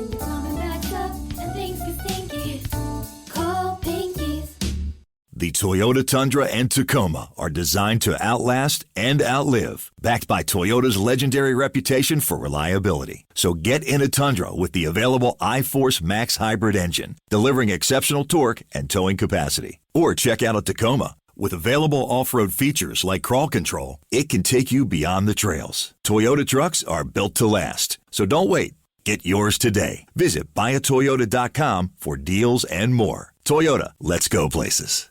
The Men's Room returns with Miles and Thrill. Now, let's see what's happening in the real world. All right, here we go. After dive bombing 50 in one community, authorities finally get their hawk. Yeah. Meanwhile, a swingers club is shut down in Connecticut for those who like sharing their spouse.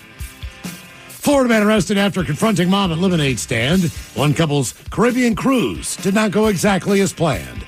And a Florida rescue group helps rehabilitate a ninja who was attacked by a shark. It is time for your headlines. Now, it's time to hit the headlines.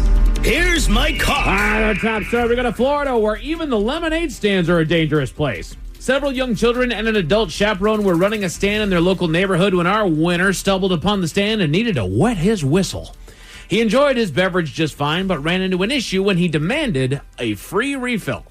A disagreement ensued between the two parties that escalated to the point of the man grabbing the woman by the wrist, assuming a fighting stance, and threatening to beat her up.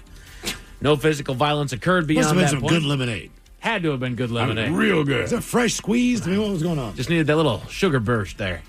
No physical violence occurred beyond that point, and the man attempted to flee, but authorities ultimately caught up with him and arrested him. Shocking. He's got a criminal history of assault and battery, as well as some other things, but insists that someone at the stand was, quote, talking S. Man, they're kids. Right. And really, you're gonna go free refills out of a kid who's, thinking forward, taking initiative, running a lemonade stand here. Yeah, free refills, right? Come on, give me a free refill, kid. Like, no. Pay me the extra 25 cents, you cheap wad. Yeah, what are they charging, $14 a glass or something? Yeah, right? Come on, dude. In other news, a club in Connecticut has come under fire due to zoning. It's a members-only social club that they describe on their website as a swingers lifestyle destination. All right. But as with any business, the concern is location, and this club shares a parking lot with the local Baptist church. And zoning rules in place restrict businesses of adult nature to operate within 1,000 feet from certain buildings, and that does indeed include churches. The township has issued a C&D order to the club demanding that they close in 10 days. Meanwhile, they're appealing the order, claiming just to be a social club and not falling under that adult restriction. Even the mayor has jumped in behind them, saying like, "No, I don't think this restriction applies." I'm thinking, okay, so we know who's a member of the club. Also, they're inside. Right. It's not like they're outside having sex with each other. It's not like they're having sex with each other inside. Even then it could be a hookup joint, fine, but there's not like private rooms where they're going knocking it out in a closet somewhere in there. Why do you care? Yeah. Right. I look at my neighbor's house and be like, oh, they're probably having sex in there. Mm-hmm. So what? Right. A cruise ship in the Caribbean got even more interesting when a scuffle broke out between a couple passengers. In the ladies' On the Rocks bar, a passenger was approached by a woman who took issue with his choice of footwear on the dance floor, mainly his lack thereof. She made the comment to him that, quote, "Look, we're all grown-ups here. Can you put some shoes on?" To which he responded by telling her to shut up, called her an effing bitch, and then gave her the double bird. That's the time that her husband, the CEO of a California finance company, cleared across the dance floor, grabbed the man by the throat, and then took him to the ground. Authorities were called, and the husband was confined to his quarters until the next port of call, where he was arrested for assault. He's facing misdemeanor charges. Now he'll get off. Yeah. We know that. Even his attorney was like, even though that they're misdemeanor charges, we are looking forward to him being exonerated of these charges. Because he's rich. Pretty much. And nothing's going to happen. Right. Well, he's mouthing off to the dude's wife, so it's like, all right, I'm going to step in on this. Sure. Right? I get it. You don't get to come after her like that. What the hell? A village in the UK can sleep soundly now that a bothersome bird has been caught. For weeks, dozens of cases have been reported of a Harris's hawk in the area that has been dive-bombing people as they walk by on the street, taking refuge atop a power pole. Tired of all the fuss about the bird, a local man called a falconer who equipped him with a bird trap. It's a falconer. A falconer. My apologies. He's got a leather thing on his forearm. And the dude was basically attacked by the bird, and he threw this trap at it and actually caught it. So there you go. Now the bird's back in custody. I'd have a tennis racket. Yeah, no kidding. Come. Go. Here, seriously. Well, knock you down. Try me. Come on, man. Try me. Forehand, backhand, what do you want? But just in case those stories left a bad taste in your mouth, Thankfully, there's good news. we go to Florida, where folks, hang on. Oh, folks acted fast for a slow mover. Sorry, that's a major typo. A swimmer and underwater photographer happened upon an animal in a bit of distress. A sea turtle that had managed to survive a shark attack. He had lost part of one of his flippers and had a pretty mashed face from the attack when our man found him struggling to swim. He, along with his group, brought the turtle to the surface, called the quote-unquote turtle ambulance, which is actually a service that they have out there, and got him the veterinary care that he needed before releasing him back into the reef. Fantastic. Turtle ambulance, huh? Turtle ambulance. It doesn't go very fast, but we'll get you there eventually. Oh, they died in transport. Oh, no. Men's Room Sports brought to you by the fine folks at Sports on What. The Mariners played the first of three against San Francisco this afternoon and going all the way to the 11th inning in a game that was back and forth. It was hard to call. I was looking at the updates all day long. It was hard to call how this game was going to shake out. Took it all the way to the 11th. The Mariners did have the lead there for a minute. But then with runners on second and third, a good little knock over to right field, put in the last two to lose it 9-10 against the Giants there. What you going to watch this weekend? You got UFL football, NBA basketball, college tournament hoops, Sounders soccer, Seawolves rugby, Kraken hockey, and even more Mariners baseball. Find out where and when to watch all of those sports in one convenient location. It's called the Sports on What app. As far as your weather, it is all over the place this weekend, boys. Some clouds cover tonight to make a partly cloudy day tomorrow with late cloud cover again and a high of around 68. Then on Sunday, the dark and the rain is back with temperatures sticking right around the mid-50s. So that is it for your headlines. With that, enjoy the weekend. Mike Hawk is out. Help our friends at the Fisher House. Fire up the grill. Pick up some Men's Room beer brats from Mooley's Famous Sausage, and why not a sixer of Men's Room from Black Raven as well. Sounds like a plan for the weekend to me, but in the meantime, well, we be all about this bitch. So until Monday, please do what you do best. And for Aletha's sake, stay beautiful.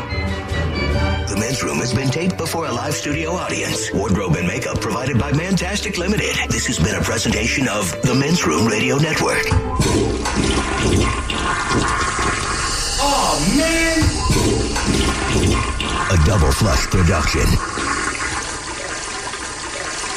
What kind of programs does this school have? How are the test scores? How many kids do a classroom? Homes.com knows these are all things you ask when you're home shopping as a parent. That's why each listing on Homes.com includes extensive reports on local schools, including photos, parent reviews, test scores, student-teacher ratio, school rankings, and more. The information is from multiple trusted sources and curated by Homes.com's dedicated in-house research team. It's all so you can make the right decision for your family. Homes.com.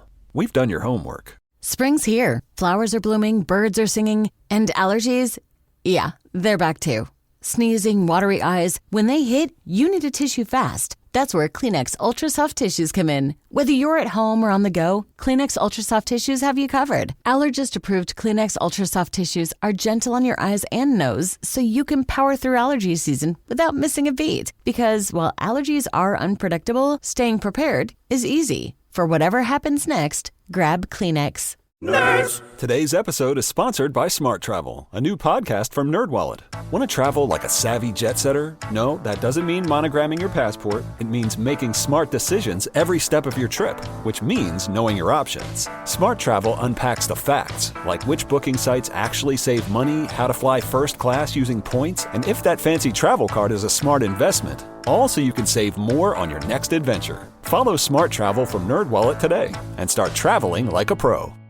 Plug in a Hyundai EV and the extraordinary happens. From the charge time and range in the Ioniq 5 and 6 to the adventurous spirit of the Kona Electric to the 601 horsepower Ioniq 5N. Hyundai EVs make the extraordinary electrifying. There's joy in every journey. EPA estimated 303-mile driving range for 2024 Ioniq 5 SE SEL Limited rear-wheel drive and 361-mile driving range for 2024 Ioniq 6 SE long-range rear-wheel drive with fully charged battery. Actual range may vary. Visit HyundaiUSA.com or call 562-314-4603 for more details. Now at Verizon, we have some big news for your peace of mind. For all our customers, existing and new, we're locking in low prices for 3 years guaranteed on My Plan and My Home. That's future you peace of mind. And everyone can save on a brand new phone on My Plan when you trade in any phone from one of our top brands. That's new phone peace of mind. Because at Verizon, whether you're already a customer or you're just joining us, we got you. Visit Verizon today. Price guarantee applies to then current base monthly rate. Additional terms and conditions apply for all offers.